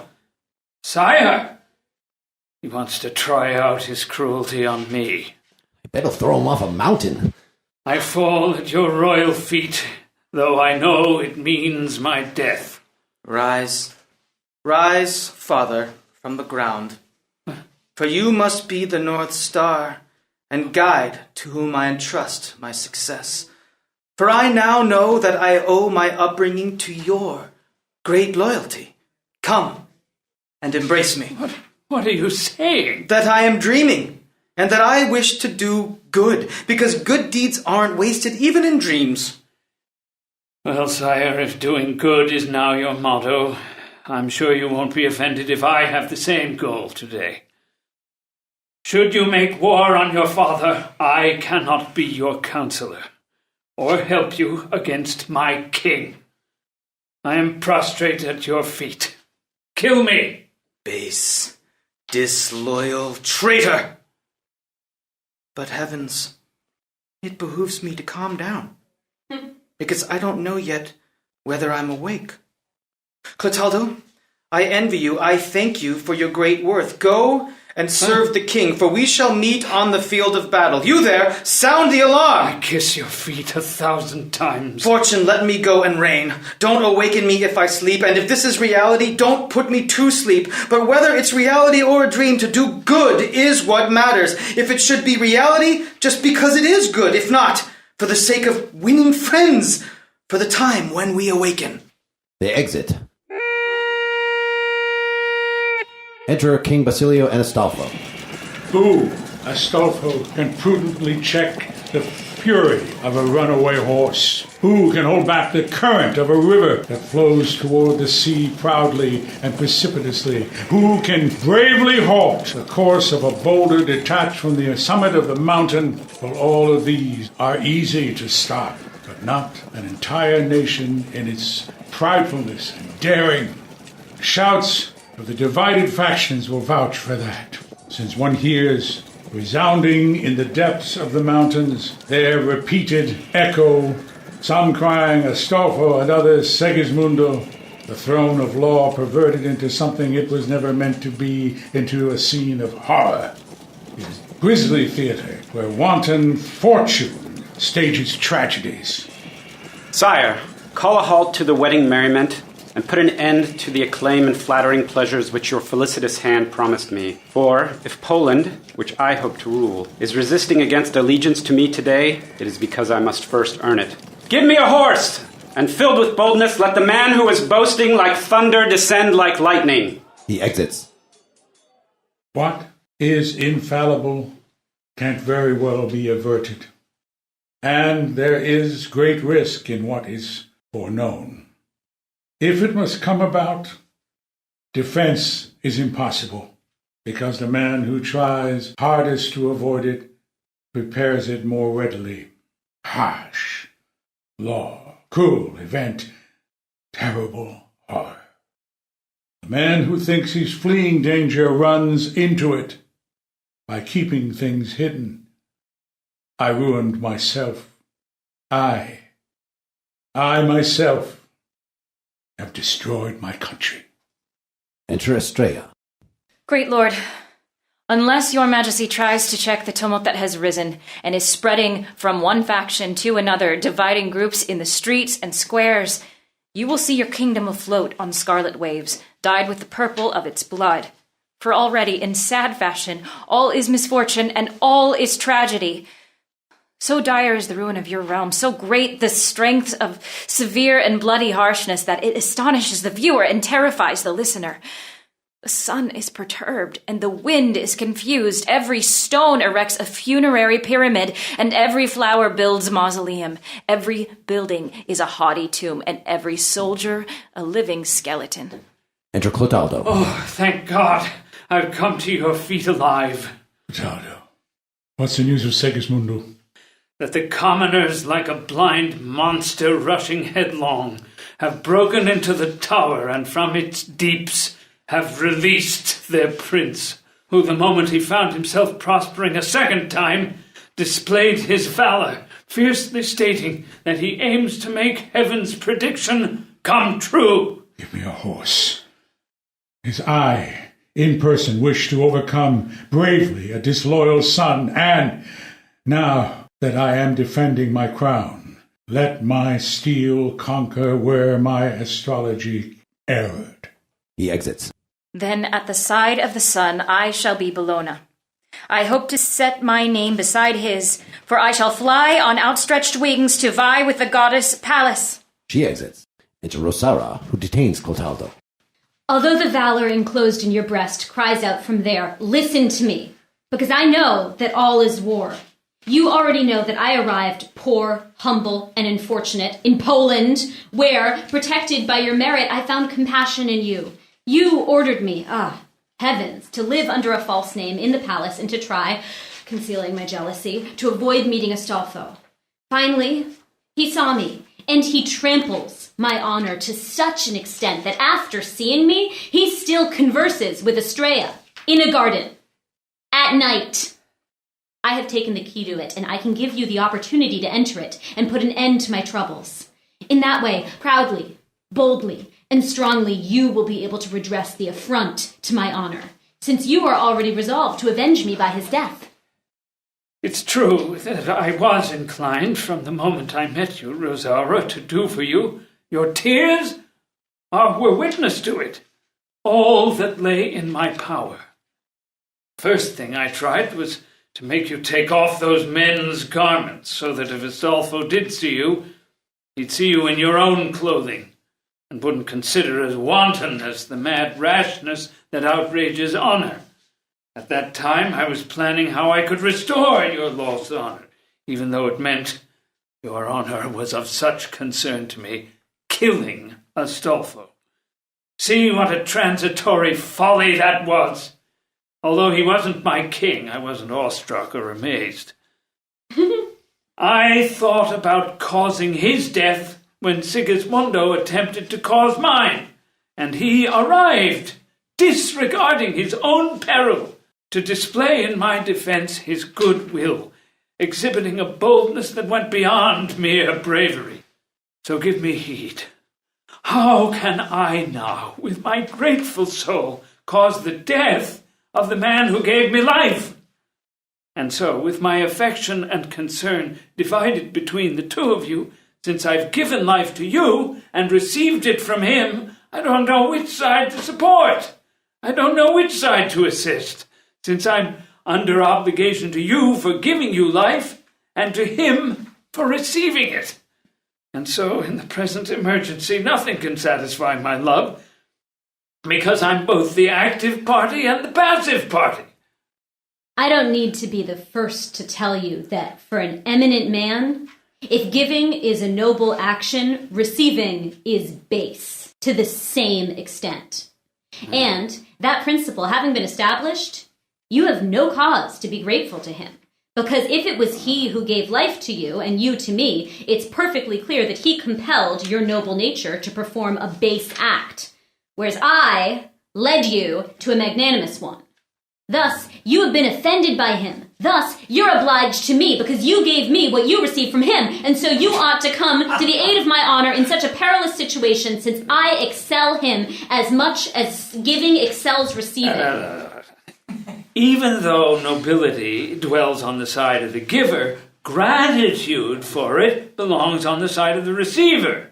And since I've known how to give, and I already possess honorably the title of a magnanimous man, let me retain that of a grateful man.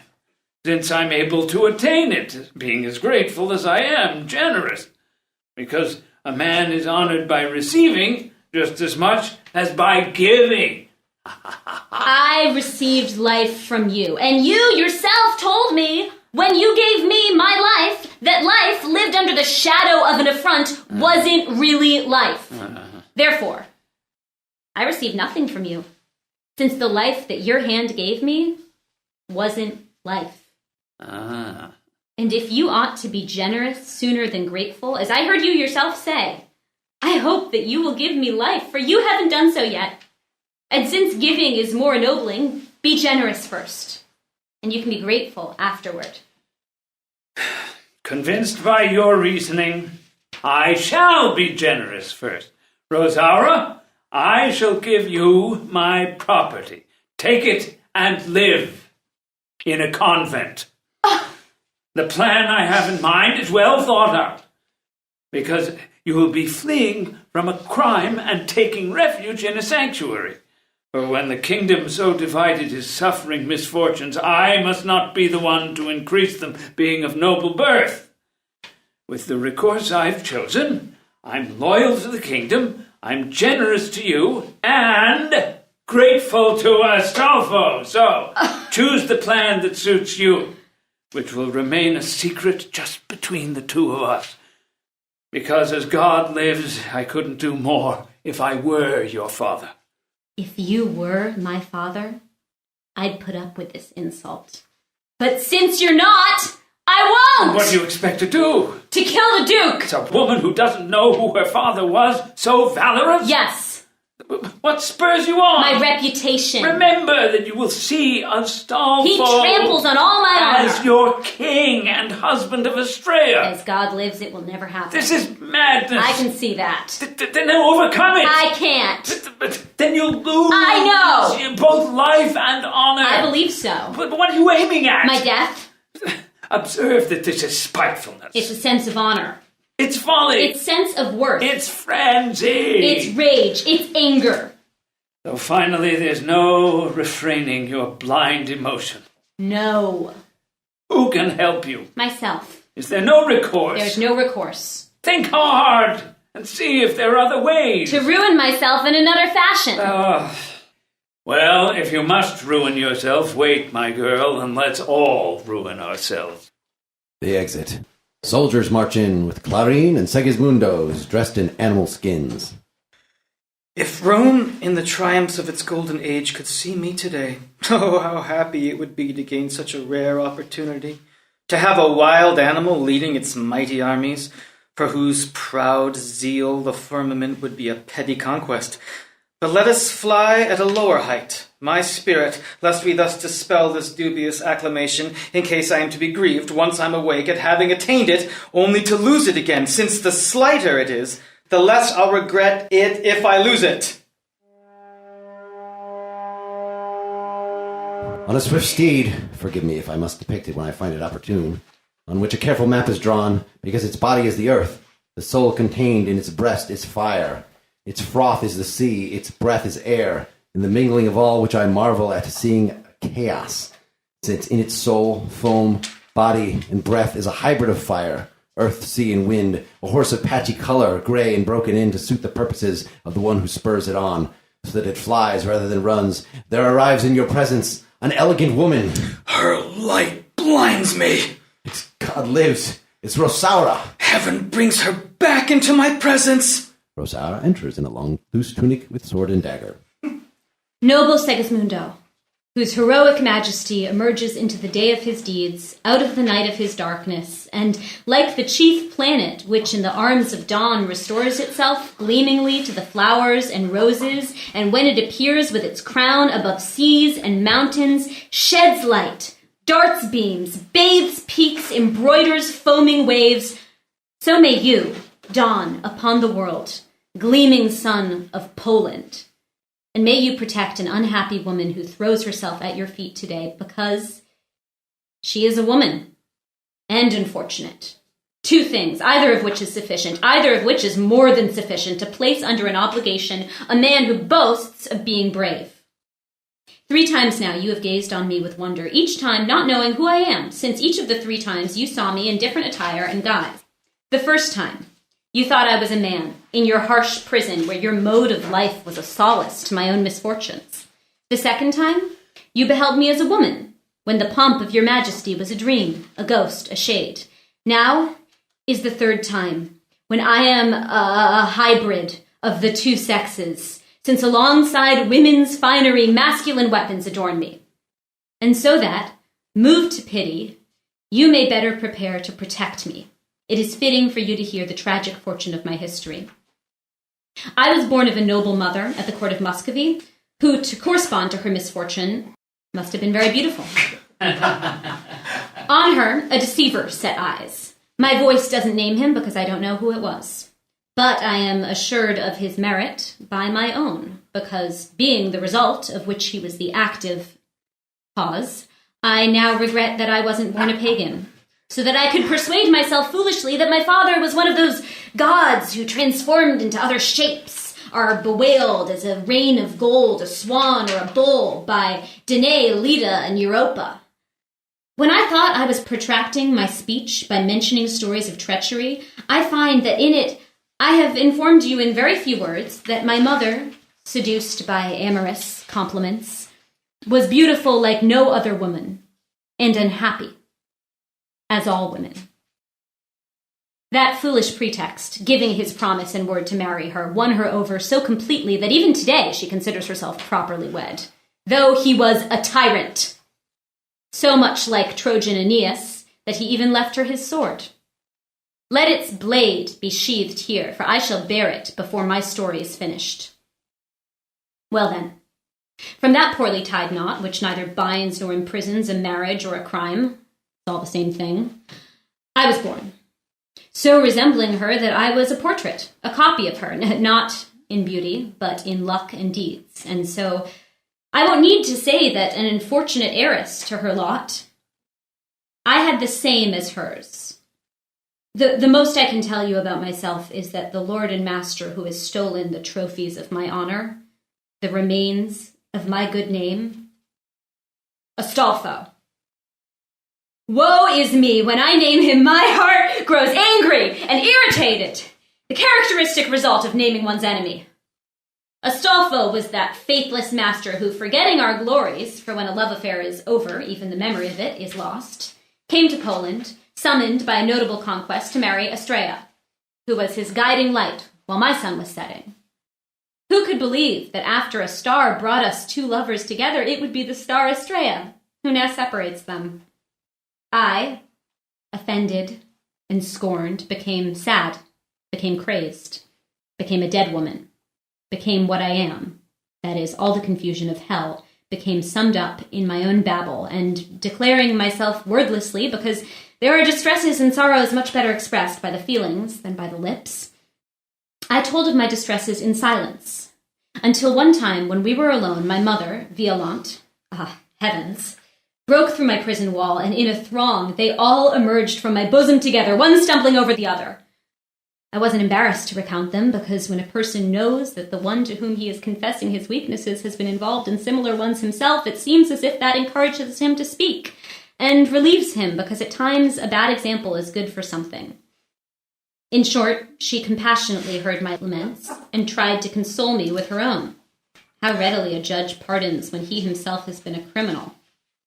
And taking a lesson from her own experience, and unsatisfied with having left it to idle freedom and easy-going time to bring redress to her loss of good name, she wanted me to act differently in my misfortunes. She thought it was a better idea for me to follow him, and make him acknowledge his debt to my honor with miraculous displays of affection. And so that it might be less difficult, my fortune decreed that I should dress in men's clothing. She took from the wall an old sword, the one I'm now wearing. This is the time for me to unsheath its blade, as I promised. Because, confident it would be recognized, she said to me, "Leave for Poland, and try to have the greatest nobleman catch sight of the steel that adorns you, because perhaps in one of your fortunes may find a compassionate welcome and your sorrows consolation." I did arrive in Poland. Let us admit the fact, since it's not important to relate it, and it's already known, that the bolting of my horse brought me to your cave, where you were amazed to see me. Let us admit the fact that there Clotaldo took my part warmly, that he asked the king to spare my life, that the king granted him my life, that when Clotaldo learned who I was, he persuaded me to put on my own normal clothing and to become a servant to Estrella. Doing so, I cleverly broke up Astolfo's romance and his marriage to Estrella. Let us admit the fact that here you saw me once again in your confusion, and that time when I was wearing women's clothes, you mixed up my two appearances in your mind, and let us proceed to the moment when Clotaldo, convinced that it was essential to him to Astolfo and beautiful Estrella to wed and reign, advised me to the detriment of my honor to relinquish my claim.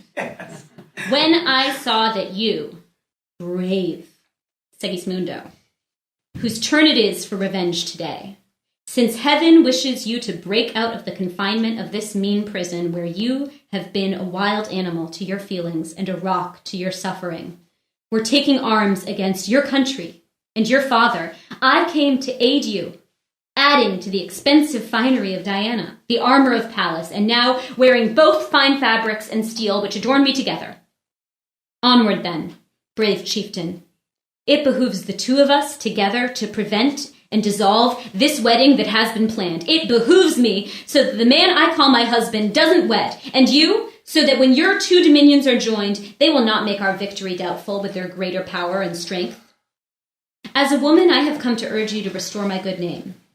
As a man, I have come to spur you on to recover your crown. As a woman, I have come to soften your heart by throwing myself at your feet. As a man, I have come to serve you by aiding your army. As a woman, I have come for you to help me in my affront and sorrow. As a man, I have come to stand by you with my steel and my body.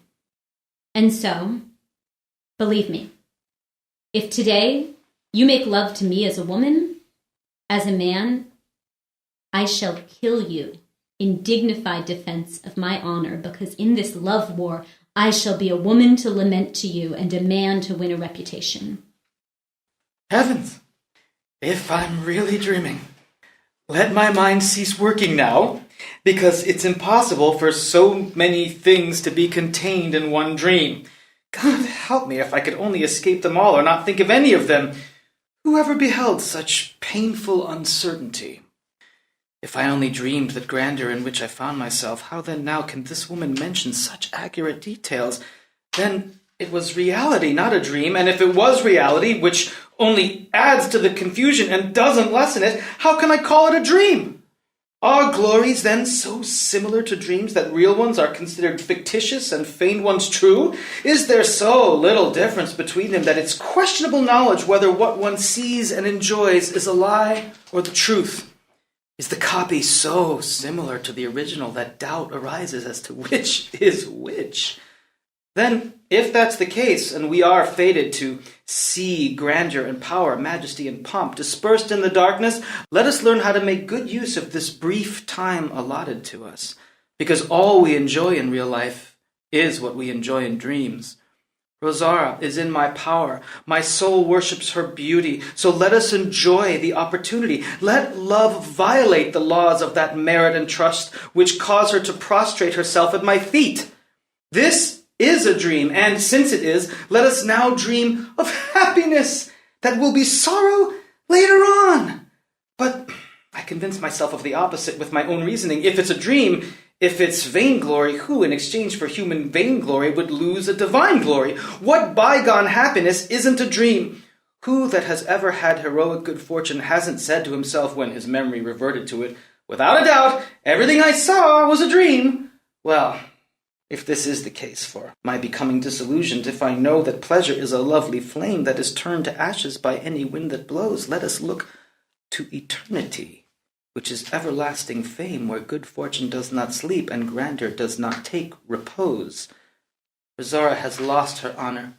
It is more befitting a prince to give honor than to take it away. As God lives, I shall be the restorer of her good name before I recover my own crown. Let us flee this opportunity, which is so tempting. Sound the alarm! For I mean to give battle today before the black shadows bury the sun's golden beams in the dark green waters. Sire, don't tell me you're going away like this.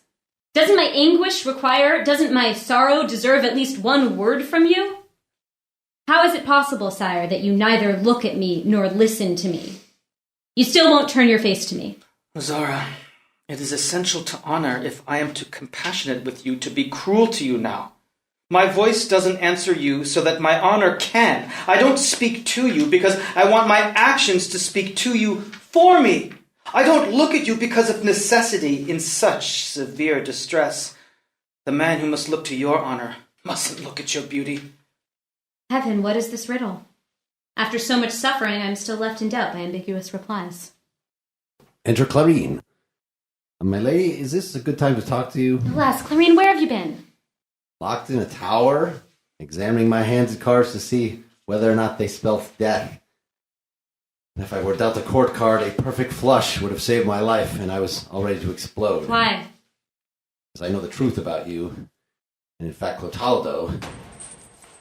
What's that sound? What can it be? It means that from the besieged palace, an armed squadron is making a sortie to resist and overcome fierce Segismundo's squadron. Then why am I standing here like a coward and not at his side, like a shock to the world, now that so much cruelty is closing in without order or system?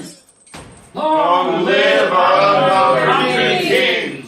Long live our liberty! Long live liberty and the king. May they live very happily, because I don't care at all, as long as I'm taken good care of. For I shall step off to the side on this day of such great confusion to play the role of Nero, who wasn't concerned about anything. There's one thing I want to be concerned about, it's myself, in hiding. From this vantage point, I'll be able to see the whole show. The spot is concealed and protected between those rocks. And now, since death won't find me, 2 figs for death! He hides. Enter King Basilio, Clotaldo, and Astolfo in retreat from the battle. Is there an unluckier king?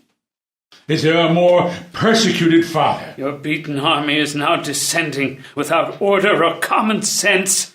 The traitors are the victors. In such battles, the winners are the loyal ones. The losers are the traitors. Oh, let us flee, Clotaldo, from the cruel, inhuman harshness of a tyrannical son. Heaven help me! Who is this unlucky soldier who has fallen at our feet, all dyed in blood? That would be me. I'm an unfortunate man who, in trying to guard myself from death, sought it out. Fleeing from it, I ran into it, because there's no place where you can hide from death. The obvious conclusion from this is that the man who tries hardest to escape its workings is the one who makes them come back about. Therefore, go back at once to the bloody conflict, because amid the weapons and fire there is greater safety than on the most protected mountain, since there's no path safe against the force of destiny and the inclemency of fate. And so even if you try to escape death by running away, you can be sure that you will die, if it's God's will that you'll die. You can be sure that you will die if it's God's will that you die. Heavens, how eloquently our folly, our ignorance are taught, sure knowledge by this corpse that speaks through the lips of a wound, the fluid that he admits being a tongue of blood, to teach us that every effort man makes against a greater force and cause is in vain. For I, to free my country from murders and uprisings, have finally handed it over to the very things from which I tried to free it. Sire, even though fate knows every pathway and finds the man it seeks amid the thickness of rocks, it isn't a Christian belief to say that there's no protection against its fury. There is. Well, the man with foresight can gain victory over fate. And if you're not yet secure against distress and misfortune, create that security for yourself. Sire, Clotaldo speaks to you like a wise man who has reached maturity. I, like a brave youngster. Amid the dense branches of this mountain, there is a horse, a swift hybrid offspring of the wind. Escape on it, while in the meantime, I guard your rear. If it's God's will that I die, or if death lurks for me, here I wish to seek it, today, awaiting it face to face. Segismundo enters with all the other characters who are still alive, which does not include me.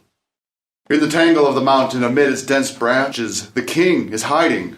Follow him. Let no tree remain on its heights that is not carefully searched, trunk by trunk, bow by bow.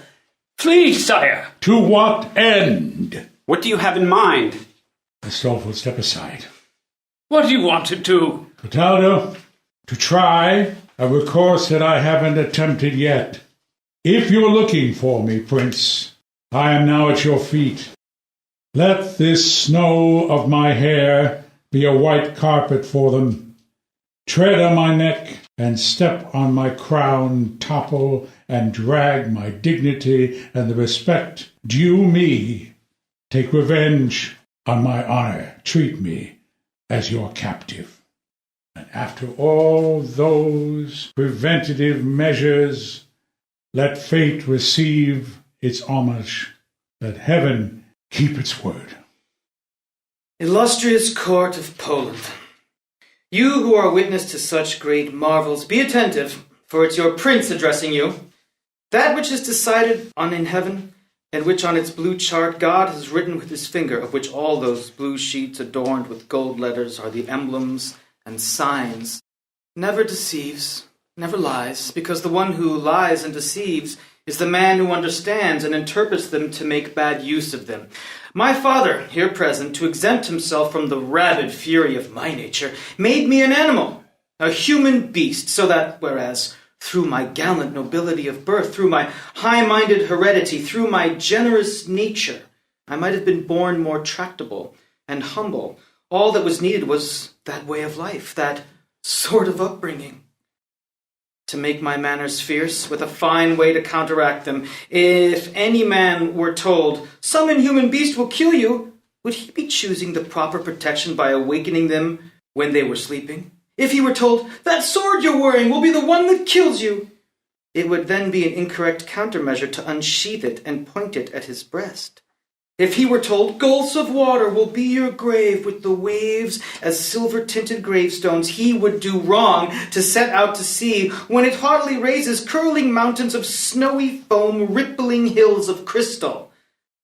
The same thing has happened to him as to the man who awakened a wild animal because it threatened him, the man who feared a sword, unsheathed it, and the man who stirred up a storm on the ocean. And hear me out. Even if my rage had been a sleeping beast, my fury a temperate sword, and my harshness a tranquil calm at sea, fortune is not overcome by injustice and revenge, which, on the contrary, only egg it on all the more. And so, the man who expects to overcome his fortune must do so with prudence and temperateness.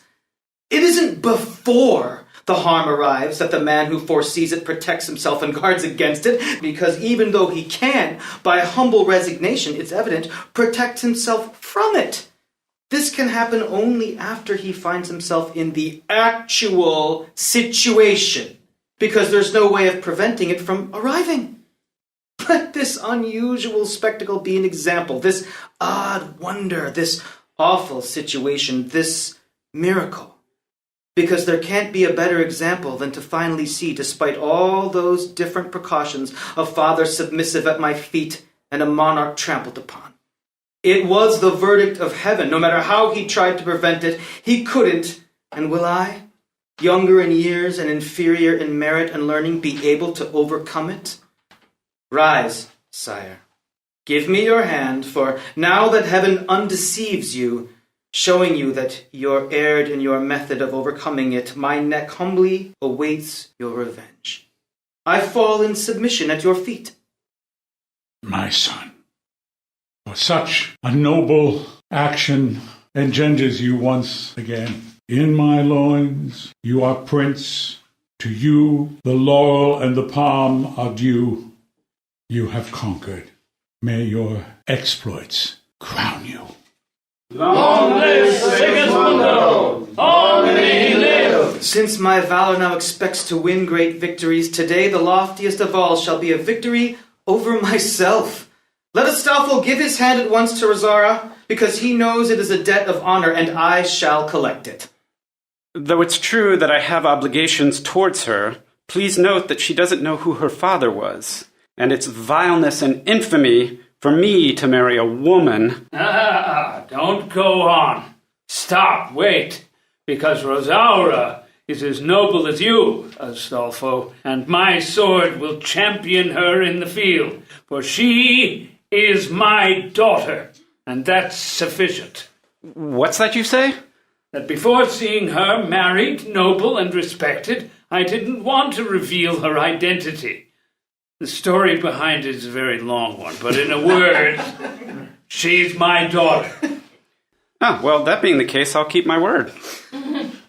Then, so that Estrella won't remain disconsolate, seeing herself losing a prince of such great merit and fame, with my own hand I shall wed her to a husband who in worth and fortune, though he doesn't outdo him, is at least his equal. Give me your hand. I gain by deserving such great happiness. My embrace awaits Clotaldo, who served my father loyally, and so do any favors he asks me to do for him. If that's the way you honor a man who wasn't on your side, what will you give me, since I instigated the uprising in the kingdom and released you from the tower from which you languished? The tower, and so that you never leave it until you die. You shall be kept under guard there, because a traitor is no longer needed once the treason is over. We are all amazed at your intelligence. What a change in his nature. How clever and wise he is. Why are you surprised? Why are you astonished? When my teacher was a dream, and in my anxiety, I'm afraid I may wake up again and find myself once more locked in my cell. And even if that doesn't happen, merely dreaming it is enough. For in that way, I came to know that all of human happiness passes by in the end like a dream, and I wish today to enjoy mine for as long as it lasts, asking pardon for our faults, since it so befits noble hearts to pardon them. All right, everybody just get up to the mics. I just want to hear what you thought of this, what we make of this insane Rosaura. Do you want to start? Talene. Do I want to start? I don't know. It's weird, man. I don't think it's a very happy ending for Rosaura. Not for Soldier 1 either. Yeah, sure. I mean, there's just nothing to indicate that this is what she wants. She's so explicit from moment one about being like, he should die. That's what I want. And when they're seen together, it's not like she's like, oh, and I have feelings for him. It's like, no, how can I kill him? Okay, will you kill him or will you kill him? And then it seems like Segismundo's going to kill him. And then he's like, no, you're going to get married. You're going to spend the rest of your life together. And she's spent this whole play just trying to kill him. So it seems, pretty tragic. Chris, what do you think? That's the way they write these plays. And the Catholic Church, very strong. So it's a morality play. It's what the people watching, listening would expect. It's an illustration of what they might have read in their Catholic doctrine, in their philosophical doctrine, if they were educated. And it's a reaffirmation of what they already know. David, you want to say a couple words before you dart out? Our Segismundo? I was very confused by that. All you guys were talking about, all these scenarios, I didn't even realize were in there, so I was just totally focused on Segismundo. And what's weirder is I brought the play to you, and I still have no idea what it's about.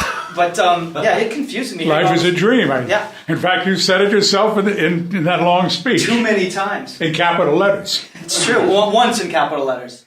We'll be posting, the four of us will have a discussion of the philosophical themes in the play, and we'll read a couple articles about it, about Plato's cave and other stuff like that. So there's definite juice here. I'm not clear what it is myself either completely yet. Other than, is this really supposed to make us doubt that life is real? It just seems like a very peculiar situation that maybe now... Well, it was considered a very profound play. Yes. In its day. I think it's more of a question of just power more than it's about the dream. It's about the power people have over others. You tell somebody they're going to be rich tomorrow, they'll take it.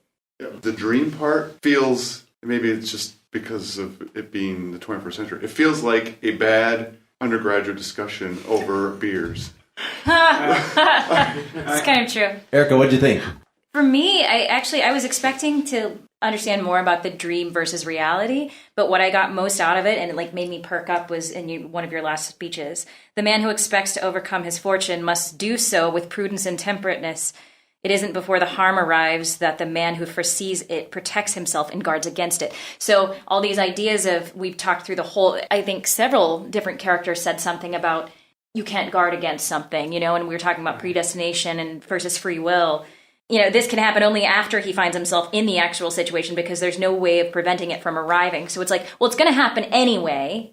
So it's better for you to just know and, To be calm. To be calm, and like maybe you can do something about it then, but you can't avoid it. It's going to come no matter what. And I guess that's kind of life anyway, right? We know it's going to happen, and we just have to deal with it the best we can when it happens. I could piggyback on that. It says at some point in the play, the very attempt to ward off fate is what brings it on all the more. So you could almost say that the king made Segismundo as awful as he is by locking him in a tower. And it's about prophecy fulfilled, self-fulfilling prophecy. And it's given a sort of miniature encapsulation of that when Clarín at the very end tries to avoid being killed. And trying to avoid being killed, he was killed, right? If he hadn't hidden in the tree, the bullet probably would have missed him. And so he might have been alive. So the whole thing is about self-fulfilling prophecy, and trying to avoid fate brings it on with more certainty. Well, in that case, you still have the problem that this is a severely Catholic country, and if the Catholic doctrine ruled everything, even thinking process. Remember, the Inquisition is about this time. Mm-hmm. You're not to have free thoughts. You're not to go back and deal with fate. It's always God's will. Mm-hmm. So this would be the answer then to why it is set in Poland, not in Spain. So it removes it one step away from the reality. All the names except for Segismundo are Spanish. It's supposed to be Segismund is like the Polish version of it. I think there are Polish analogs of all of the rest of them. Yeah, but like, the rest of the names some of are the not other translations use that. And the average public wouldn't know about anything that happened in Poland anyway. Do you know what's happening in Poland today? Yeah. No. But would they have been aware of the Oedipus myth? Because this is, in a certain sense, it's kind of a sophisticated take on the Oedipus myth. The public? No. Yeah. I'm sure the educated Spaniards, the courtly Spaniards. Yeah, who this is aimed at, right? Which is who this is aimed at, is that, in the Oedipus story, right, the king has the same thing. He's foretold that his son will come and kill him, right. And that's exactly what happens. But he never has the opportunity to know that it's his son. He doesn't do the imprisonment, right? It's a complete mystery to him.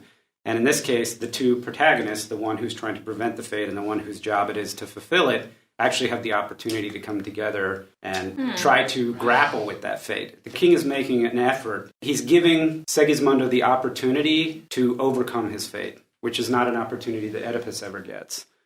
And then, of course, Segismundo, and then he comes to his own sense of realization about his own fate and his role in that, what you said, that you said, self-fulfilling the prophecy, which it, in fact, doesn't happen. So they managed to break the cycle.